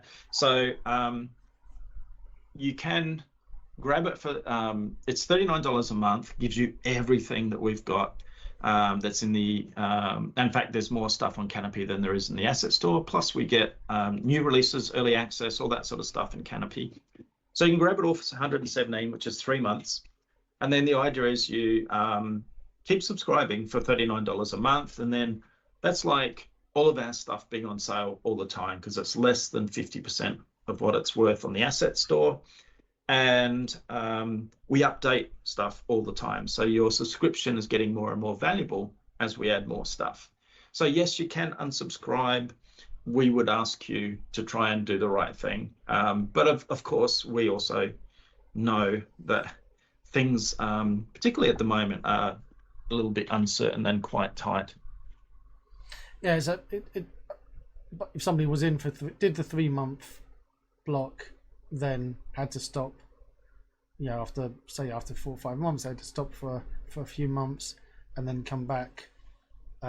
It's do they come back at 39, or do they have to do the 117 again when they come back and then we start? It's always works out to be $39 a month. I'm just not sure because I've never tried to do it. So we use some third-party software to do that, and the subscription part of it is it's like a bit of a black box for us. So you may just subscribe back for $39, because the idea is after that first 3 months, it's just $39 a month. So it keeps, you get new stuff all the time, you get support, and we're growing this. I have huge plans for this, which I'm not ready to disclose just yet, but we're going to do something that's unique in the industry with Canopy. But we would encourage you to support us, because all of this stuff costs a lot of money to make. And the more you guys support us, the more we can support you. And you can get it, Jan's asking about a yearly discount. You can actually get a year yes, yearly, and it is discounted. So instead of being $468, which would be 39 times 12, it's $429. So it's about, that's right. 40 bucks And that's a fraction. Like the normal price for just the world building bundle in the asset store when it's not on sale is $4.99. So it's actually cheaper than the world building bundle, and it's everything. So it's a pretty good deal. Hey, do you want to see something cool? I do. I always like to see it cool. Do I need to unhide? Do I need to unhide the teams or? No. Watch this. So you see what we've done with the terrain here? This is something. I'm just going to hit save. This is something we talked about that's supposed to work. Let's see if it works. Remove. That's Unity. That's GTS. Unity, boring, GTS, awesome. So that just gives you a sense. That's just a gimmick to show you how cool GTS is, because it's really beautiful. So let's now run something. Boop. You need to have sound effects when we start the screen up like this. All right, so I'm gonna pop that out the road. Oh, I can hear birdies. Yeah. I'm not sure if chat can hear the birdies though. So here we are and I appreciate that we're streaming, so I will try not to. Yeah. Jan's made a very interesting point that, these recent Unity sales where they're doing like 80 and 90% sales. Before it was like 50 and 70% sales, and very rarely anything above that. Have you seen a hit that people are now even reluctant to buy at 50% because they're expecting there to be even bigger discounts in the future? Yes, absolutely. People do that, and it's a lot of the publishers are actually quite upset about it, because it actually does make it very hard to make a business out of this. So you can't even sell at 50%. You can't even sell 50% off anymore, because people go, well, I'll wait for it to be 80% off. Yeah, and the impact of this is you'll find publishers putting their prices up at their normal prices with the hope of making up the money in the sale. So it might seem like it's a pretty cool thing, but actually there is a real impact. I have heard that those sales, the 70% sales, are going away. So I think the best you'll start to see in the asset store in the future is 50% sales. It's the 90 ones though, the killers. Oh, they're all killers. Hey, don't get me wrong. I love picking up a massive $400 asset for £5. Don't get me wrong. Yeah. All right. Check this. I'm going to just muck around with my shadow. So this is photo mode inside of Gaia. I do love photo mode. Here's this beautiful scene. Now, I love terrain, right? Look at that. It's just the lighting's beautiful. The terrain's interesting to look at. We've got our little background thing to give that sense of depth. Probably put some more over there. But this thing I just love playing with. So I'm going to reduce my pixel error. Watch what happens. Notice the detail start to pop in here. that's just how Unity renders. Changing that pixel error to 1 is more expensive because it's rendering more polys, but gee, it looks nice. Then let's muck around with my time. Oh, yeah. Oh, look at this. It's just beautiful. It's a time of day. And let's just change where the sun is in our scene. Now, one of the interesting things about HDRP time of day is it's all pre-defined curves, and I don't always necessarily agree with the way we treat our light. So we have some awesome people from the community who've agreed to actually do their take on time of day. So for me personally, as it gets more towards nighttime, I like to see blues and purples, and this doesn't really give me that. So because it's actually all controllable, you'll be able to actually, we'll actually release what they come up with time of day. Yeah, the cool thing is that it's actually all configurable. So let's just get a bit more light in, change, just go to the other side. So you start to get this really beautiful lighting. Now, I have to show you this next bit manually. This so reminds me me of that out the way. back. I remember when like Unistorm was, people were grabbing it because there was nothing else out there was handling proper time of day. Yeah. And now look at us. By the way, 3 Notes asking if you've already bought almost everything standalone from the asset store. Is there any discount incentive to subscribe? I bought tons of standalone stuff, not even on sale, just like full price. He says. Oh, they say. And just before Canopy was launched. Just before Canopy was launched as well. Oh wow! And they feel like an idiot. Don't feel like an idiot, 3 Note. Yeah, look, we appreciate your support. We really do. It's interesting. What we are working on something new, and when we get it to the point where we're ready, where you can automatically validate your invoices, then we're going to bring something really interesting to Canopy. And it's, as I said, it's never been done in the game dev industry. It's a completely radical new idea. And hopefully that will answer your question. Right now, it's really difficult for us because the system that we're using is very limited in terms of how that subscription works. So it's pretty much, the way it works currently is if we put a special subscription out there, everybody can get it and we can't control who gets it. So where we're going is an automated system which will allow that to happen. We're just about to roll out the 2022 upgrades. Sector's getting an update. Pegasus, Gaia, Gina. Oh, my wife has COVID. She's dying. Forgot to unsubscribe. Let's just sign out of Skype.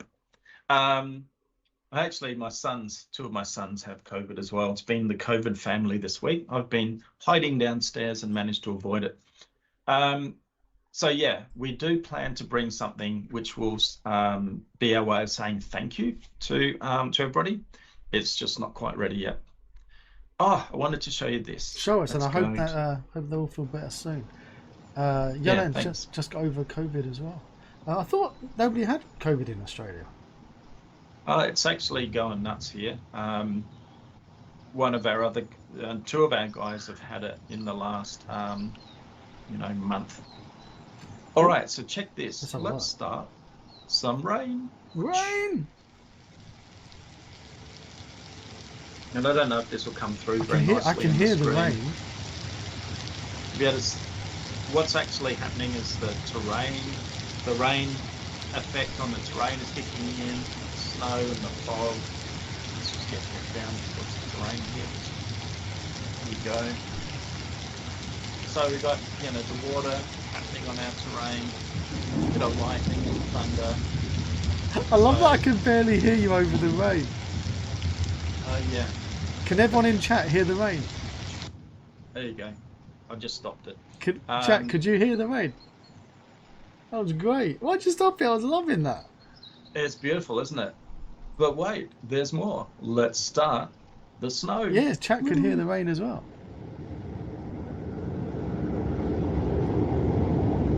Oh no! I just love it.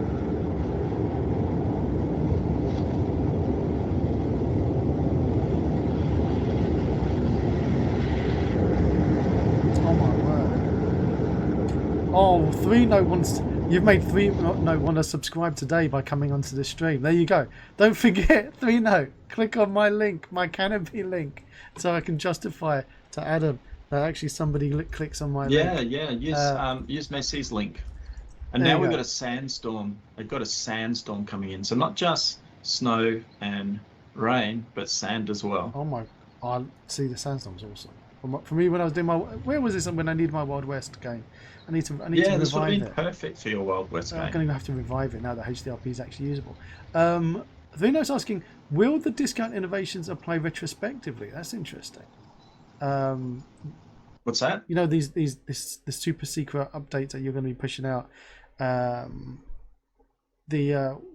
If people subscribe today, and they can validate their store purchases, will they get a discount applied? Like, I don't know. How does it work? Store credit, you're thinking, 3 Note? So we'll do something like that. Because 3 Note wants to get in today, but he also 3 Note wants their nice discount for having already bought everything already, pretty much, but wants to take advantage of that Canopy goodness.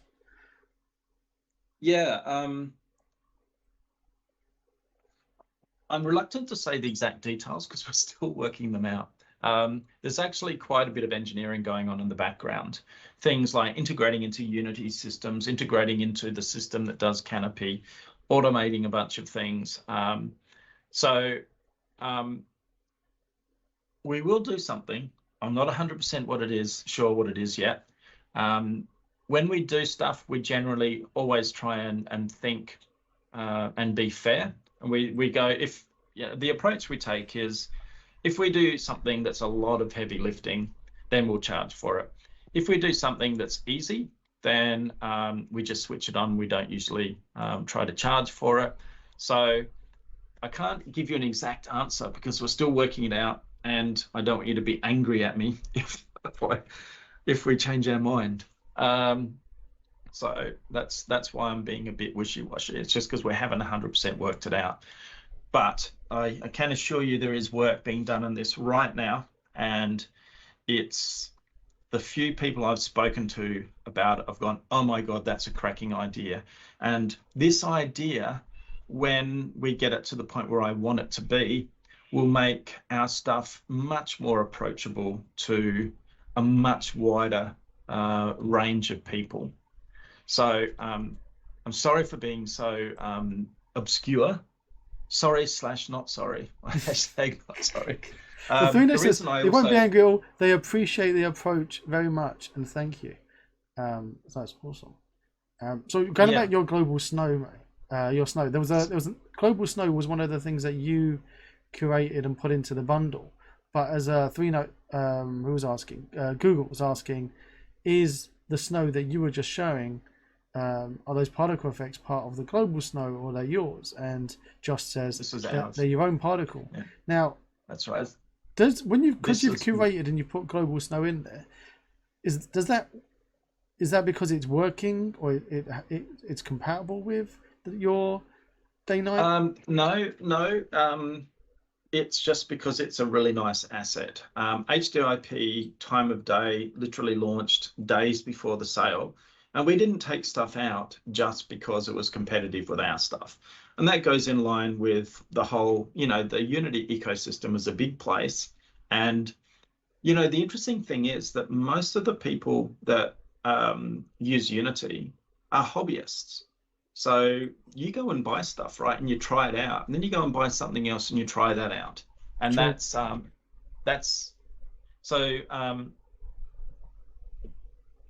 one of the questions was about terrain shaders. Why use ours? Well, I just showed you why I use ours. The weather just works. Everything just works together. That is the benefit of buying our stuff. I want to show you just very quickly. I don't know if I showed you this last time. No, I don't think we'd really got the procedural content packs going, but I'll just quickly add some more to this terrain and finish this off. And then I think we've probably made people listen long enough. But let's go into the fantasy I'll tell you kingdom. what, though, if we made people listen long enough, should we give away some presents? Oh yeah, that's good. So let's make them sit around for another 5 to 10 minutes while I demonstrate this. They need to earn the chance to win presents. Yeah, some nice presents, like all this cool stuff that we just talked about. So this is I've installed the Fantasy Kingdom pack from Cinti, and now I'm going to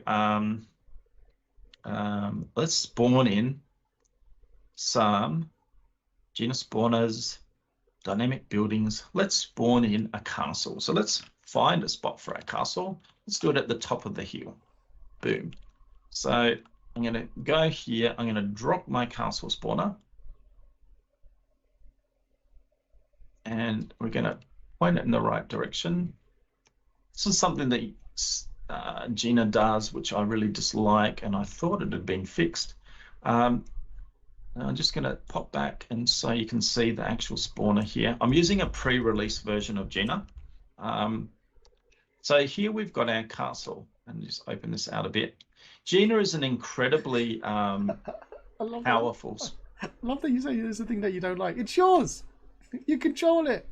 You can take whatever out you don't like. Yeah, but you can ask your team to do stuff, and whether they do it or not, that's a whole nother thing. But Gina is a extremely powerful system. It works at runtime as well as it works at design time. It's API controllable. And watch this, click, boom.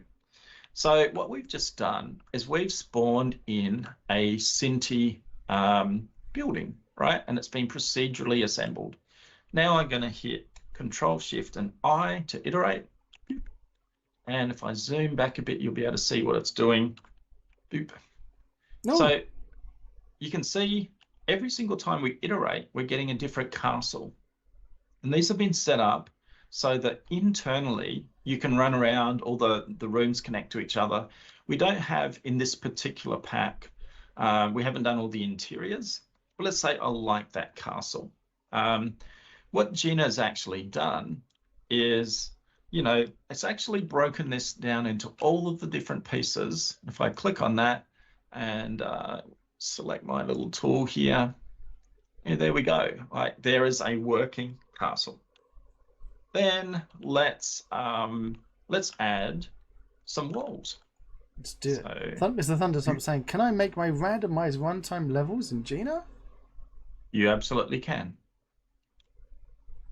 And this is, I sort of mentioned that we're going runtime real time. Oops, I actually chose to spawn a castle on top of the castle. That wasn't a very good idea. No, I love that. Let's put those walls there instead. There we go. Yeah. Oop. So something that's not quite so obvious here is if I should be able to iterate in this as well. Oop. Yeah, look at that, different walls. Walls up the wazoo. So what's also happening here is Gina is flattening the terrain underneath the castle so that everything works properly. And depending on which spawner pack you get, we even do a lot more. So Gina has flattened the terrain. It's put the castle. Now let's, I don't know if, I showed you the roads before. Let's go, Gina, let's add a road. And now before I put my road in here, I'm going to go into my thing and use path finding, and I'm going to enable it. Now what that means is that when I place my spline here, Gina is actually trying to find the path to that location with the least amount of slope. So what you end up getting is something that kind of naturally follows the terrain. It does its best to, avoid obstacles and minimize the amount of slope that it has to go down, which is rather cool, right? Oh, I want a moat. I want a moat. Oh, you want a moat? God, some people. Oh, you've got your crossroads working. Look at that. Yep. What if I want to adapt the castle to the train and not the other way around? Oh, interesting. You could, but the way we've set it up in this particular instance is you can't. So back in your box, fella. So let's just put that over here, run that up to the front door. Whoops. Select it again. Boom. Let's just tidy up that node there. And there we go. Move it across. So that road is great, but it's not a road that actually works with this environment, really, is it? Because it's more of a low poly sort of thing. It's not modern. So then we can go into our road here. Road, and we should be able to change our profile. So here's our bitumen profile. Let's choose a dirt profile. I don't like that. Gravel, no. Rock. Fantasy muddy. There we go. So we've done this kind of, I don't really like it that much, but it's fine. Now let's do some tweaking on this thing. So let's go and use slopes, so it slopes nicely. Then let's go and carve the terrain. So now we're going to make the terrain work with the road. Now this has got quite a jagged turn here, and the carve algorithm doesn't really like them too much. So before we do this, I might even just simplify my road. So if I go back and go simplify, and still not very good, so just bring that out there a bit more. Let's simplify again, and now let's carve this. Boop. And we just need to go back to GTS. That's actually GTS not liking, but it's all is not lost. Window. Actually, if I just hit play, I think it'll fix itself up.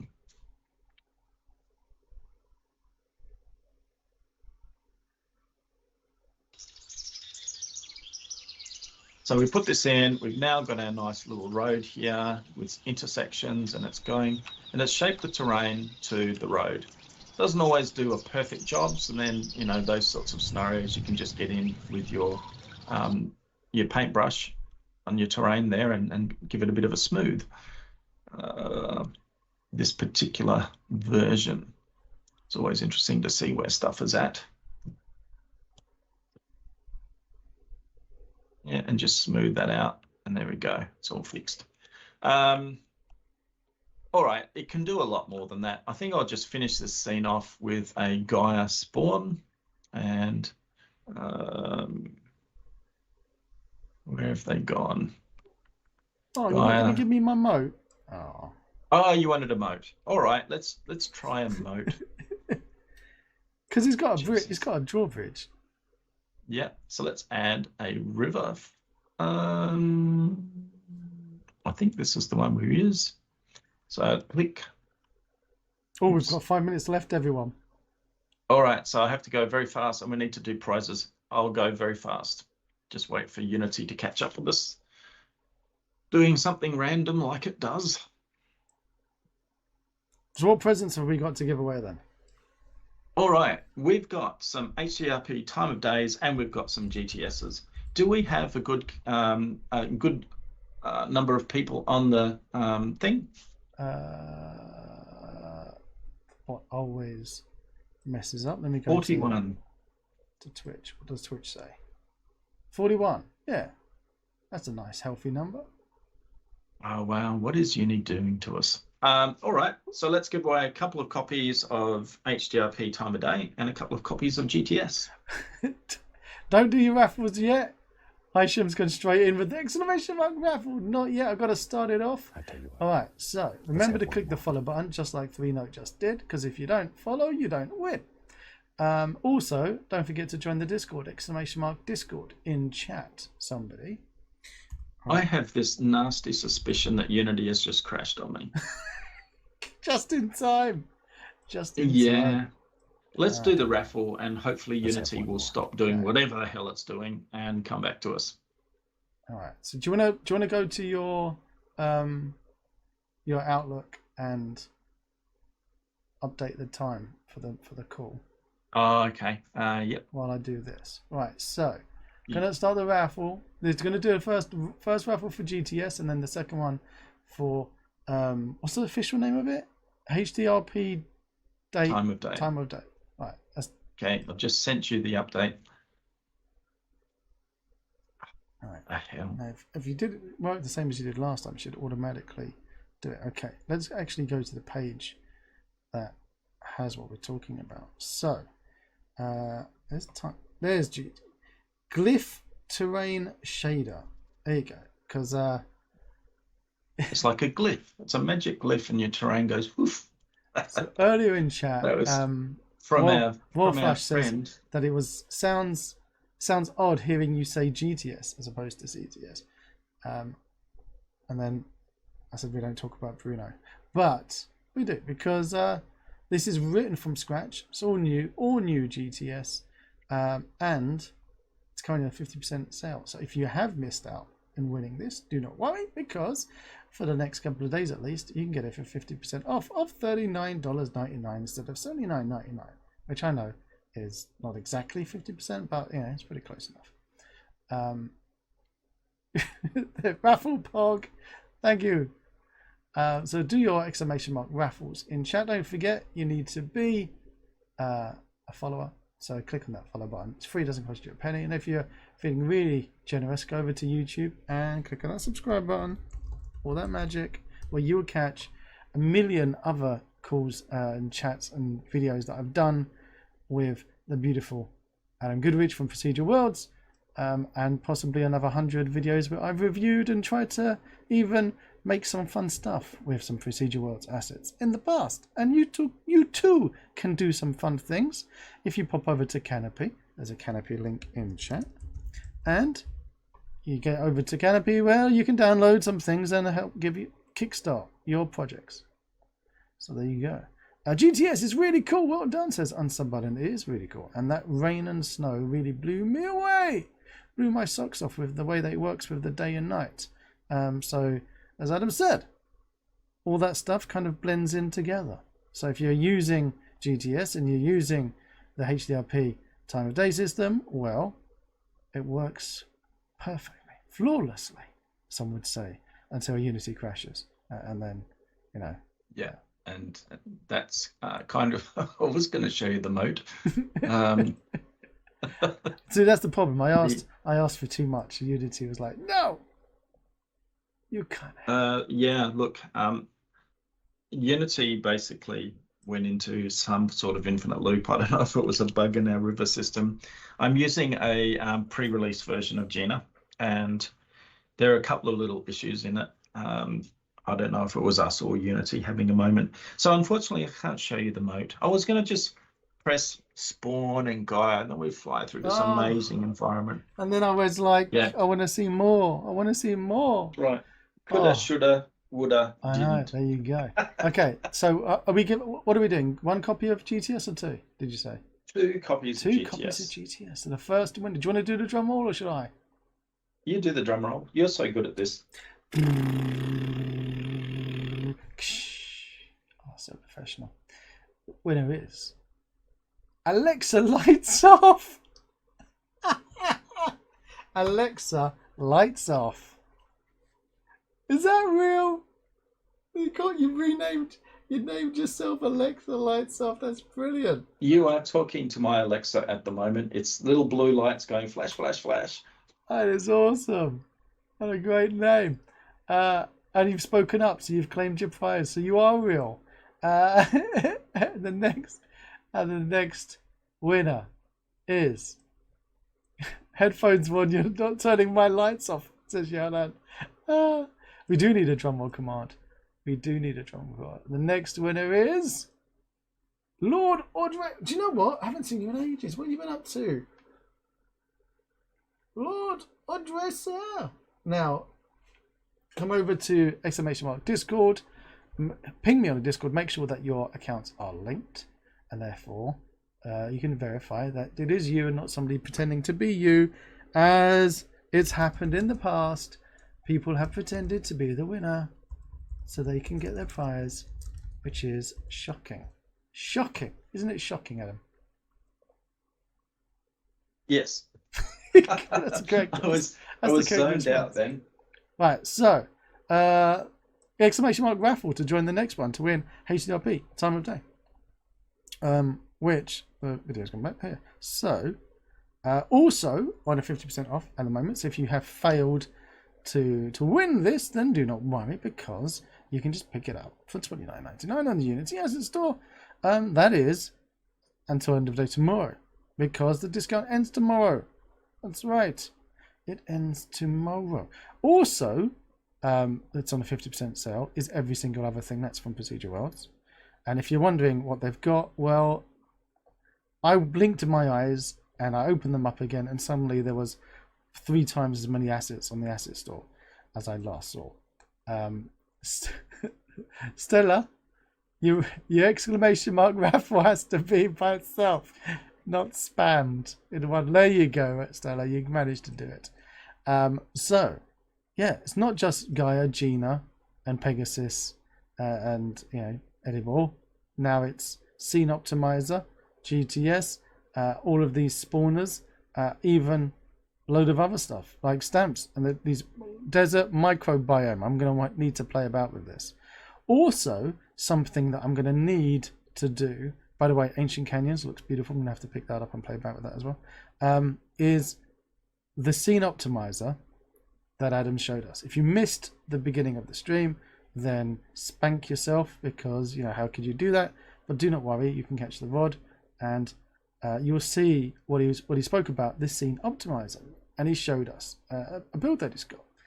I'm gonna need to add this to my Chicky Taxi, right? Because on the mobile I am getting dog awful performance. On the desktop it's fine, but on the mobile it's awful.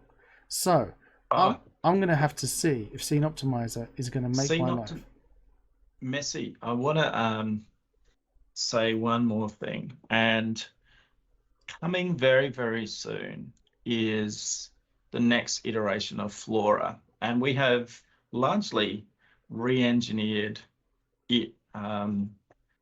We've rebuilt big chunks of it. And the first version gave you grass that worked in HDRP, and that's the version which is in Gaia 2021. The next version, which will be free with Gaia 2022, not only renders grass and trees, it accelerates them massively. And one of the features I'm most excited about is we are grabbing a base map of the terrain, and we're feeding the color of the terrain wherever the vegetation is into the vegetation itself. And what you get is this really incredible variation coming in. And you've played Breath of the Wild, haven't you? Or at least seen it. I've seen it. Yeah. So Breath of the Wild, what's pretty incredible, I look at games with it. I look at how these things working, how do they, physically doing that cool thing. And one of the things with the grass on a Nintendo Switch is that's not a very powerful machine, but they still got this nice grass. But the grass fades out very quickly. And the reason it can do that is because it's actually blended with the terrain. So this, we decided to add it last week, and Isaac, our technical artist, is now updating the shaders now. But oh my god, when you see the way the grass just blend, because Unity grass in the distant, everybody hates the way Unity grass works. I do anyway. You got this, a line that's drawn out however far you push your grass out. If you have it short to increase your performance, then it just looks like crap. So this new feature, which it's really just the last bits we're putting together now, not only does it run fast, but oh my God, it looks so good. When you blend the terrain texturing with the actual vegetation, it takes on a whole new character. It's one of those things like, I showed you the detail on the terrain and you don't know it's there until I move the slider and you go, oh, shit, that's there, right? It's the same thing with the grass. It is just divine. And then I'm going to show you. When's that going to be? This should be out in the next week or so. Oh. We are just literally very close to it now. Well, I'm going to have to announce the winner of the time of day. HDRP time of day. Let's have a look. See who's going to win it. Fresh Beat came in with the raffle after the raffle closed. Freshie. Oh dear. And the winner. What are we doing? 1 or 2 copies? 2.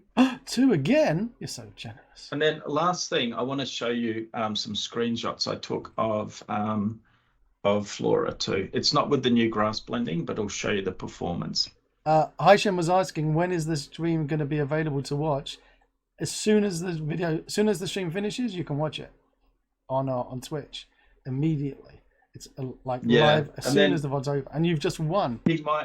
He might put it up on YouTube in a couple of years' time. It will be a couple of years. It will be up on YouTube. So congratulations, Haisham. You've just won yourself HDRP time of day. Don't forget that go over to Canopy and put your screenshots on of what you're making, part of the community on there. Yeah, share your work and show. One of the things that we love seeing is what people do with our tools. And mostly people, they buy them. It's relatively early in their project, and we never see it. But some amazing stuff gets done with our tools, like Zenith, the VR game, which is twice the size of Skyrim, was done with Gaia and Sector. Wow. It was. And I love the fact that people are using Sector on there, because Sector needs more love. Let's see who's the next winner. Sector's going to get a big update too. Nice. It hasn't had any love for a while, and it's going to get updated with all the latest versions of Unity, and we'll put out a 2022 version of that as well.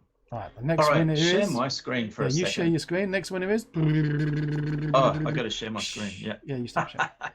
Problem between share and computer. Beer. Faster than light. Is that what it... Root beer is faster than light? Now, where's this damn thing gone? Here we go. Do not forget, you need to pop over to the Discord. So there's the Discord. All right. Let me know when. Right. Are you sharing now? I'm sharing. Okay. It's safe. It's safe. All right. Let me know, because I won't see it for another 30 seconds. Okay. Is it sharing? It is sharing. All right. Beaut. Here we have just a plain old terrain rendering at 116 frames a second. Then come on, you bugger. Problem between share and computer. Then basically,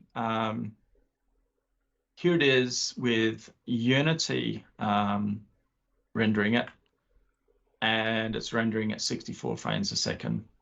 I don't know why the grass is not rendering there, because we had another one where it was. But anyway, the grass is rendering as well. I think we didn't have the right shader in it. Now, here it is. So Unity terrain, 160 frames a second. Plain old render, 64 frames a second. That's what Unity's doing with the scene. Here's what Flora does with it. 102 frames a second. We are drawing way more and way more. 102 frames a second down from 116. That's pretty damn cool. But hang on, go back to that one. So here is the terrain rendering with no vegetation. Yeah. Right. 116, 123 batches, 448 verts. Blah blah blah. Yeah. Blah blah blah. So then we're rendering 7,841, 2.4 million, blah blah blah, 64. and 64 frames a second. Can I just zoom out a bit? Whoops, I'm swapping between images. So now, look at that. 102 frames a second. We're drawing all the grass, and the trees are growing nicely off into the hang on. distance. You got all of the trees, you got the grass. 808k tries, 448k verts. What? So we were in the millions. What's going on? Well, first of all, a lot of this stuff in the background is just a billboard, but you can't tell because it looks great. It looks. It doesn't look like a billboard. No, one of the things we've done with our shader for our vegetation is we've actually baked normals into it. And so when you're looking at the billboard, that normal information that we've added into there still picks up more light, and it feels like it's got more detail than it actually has. Because billboards are awful when it comes to lighting. Like everything just suddenly just looks like cardboard being stuck on your wall. By the world, Backwards Gaming. Sean's in the house. Woohoo! Messi and Adam, Sean. two of my favourite people in the game dev community. You're a beautiful badger, Sean. Yes, we love Sean. Yeah, so this is really cool, and this is missing the new vegetation stuff. But what actually happens in this render with the new vegetation, where both the trees and the grass can take on the color of the terrain underneath them, is you get all this really interesting variation in the coloring. It just looks spectacular. So it runs great and looks amazing. So this is... Well, we're not going to get a load of trees that are completely now discolored because the grass under the terrain underneath them was brown. You can choose how much of the terrain normal, and also how much of the terrain color you pick up. And the way I like to do it is very much like we did it with how I showed the geo and I dialed it down so it was very subtle. Yes, I like to do the same thing. Yep. So what you want is variation, because your eye sees it and it feels more normal. Because if you look at any environment, it's never just one color and one texture. There's lots of things going on in it. So it'll help provide more contrast and more interest. But what I'm particularly happy about is rendering all of this, and we lost, I think, 10 frames a second. That does look and good. We're drawing more. So there's Unity. You can't even actually draw it. And then there we go, 116 frames a second for none of the extra bits. 110. So we lost 14 frames a second, but we got all of this stuff. And this is not even optimized. This is just, let's just click the button and see what happens. So when you look at the tools we've got Gaia Pro that does the broad work for you. We've got Gina, which gives you roads and rivers and paintbrush-based spawning and all this sort of stuff. We've got don't forget runtime. Yeah, of course, runtime. Yep, if you've got the skills to write some code to do that stuff at runtime, absolutely. We've got GTS, so now the terrain looks amazing. It's really interesting. It's been so long since I've had beautiful terrain. It's all of our new stuff will have GTS terrains and it'll look 1000% better. And then we've got HDRP time of day, so we can get the beautiful lighting and everything else. Extruder. And then this new, you've got Extruder. Yeah. And now we've got this new version of Flora. And seriously, it is, there's a technique. We did a big upgrade. We got trees and everything. And then we did a bunch of optimization and we jobified it and we got it working better. Then we went, there's one more thing we haven't tried. Let's give it a crack. And it took 2 weeks to get just to get the technique working. But basically what we've done is we've created a compute shader using procedural instance indirect. And we feed in the information that we want to be rendered, and it does that thing. And the big thing that changes is there's no longer a read back from the GPU to the CPU. So we just push into the GPU and telling it to go its hardest. And it's the performance improvement was kind of mind-bending. It was just so much better.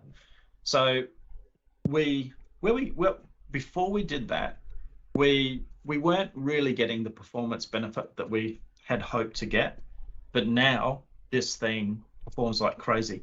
And the other interesting thing about Flora is you can feed any object into it. So it's got an API as well. So let's say, you know, some of those Cinti scenes, they would actually be good candidates for instance indirect too. So Scene Optimizer does the mesh combining and the layer-based culling, and very soon atlasing and mesh decimation. And for mobile, that's great, right? Because you've got a resource-constrained device. But for, you know, desktop in particular, the new techniques that we're bringing out with the new version of Flora means that you can do some really interesting stuff, and it's going to scream. There you go. That's my monologue. Are we giving everybody their presents? Well, yeah, they'll get them at the end of the stream because they can't be distracted. But I have to tell you one thing: that Tom's in chat says Procedural Worlds has totally rocked it with all their great new stuff. My games will be so much better because of these tools. And Alona Wolf says GTS is the bee's knees. They just got it today. Just today already, and they're in love with GTS. Awesome. Actually, that's another thing that's going to come to GTS. We've been experimenting with all these different techniques for mesh-based blending, so that your meshes will blend seamlessly with the terrain.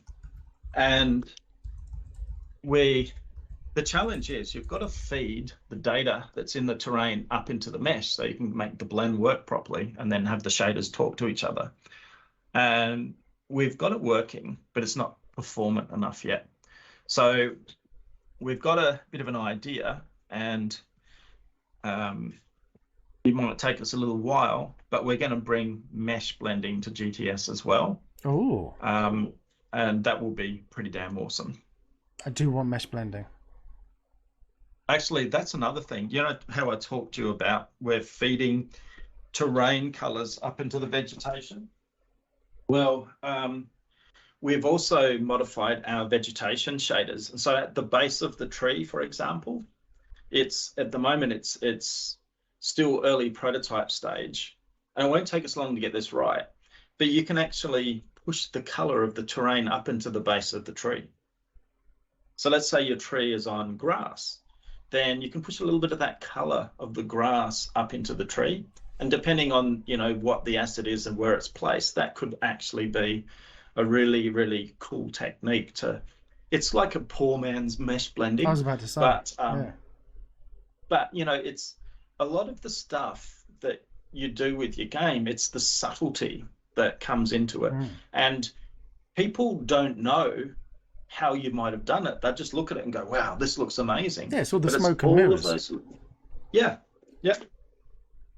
So I'm excited for the new version of Flora as well. Well, it's not just the new version of Flora. You've got your updates coming to Pegasus. Hopefully within the next 3 months, but we're not holding you to it. When's the next time you're going to come back on the stream? When are we going to have the next update? Is there going to be a Gaia 2022 coming out? Well, yeah, the 2022 series, that'll all be out in the next month, maybe 2 at the worst. And then when I get this new system up and running, which I think is kind of innovative and different and inclusive, then I think that'll be worthy of having a stream too. Oh yes, defo.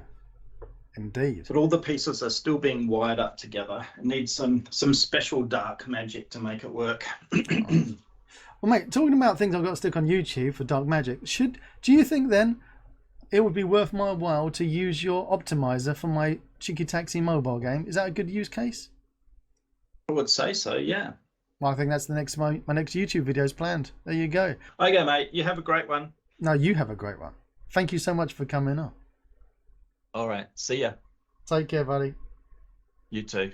Cheers. What a beautiful badger. If you want to see more of my crazy videos, click on the left side of your screen now And down below, there's that big juicy subscribe button, and right next to it is the magic bell that if you click it, it will tell you if I've got a new video coming out. Till next time.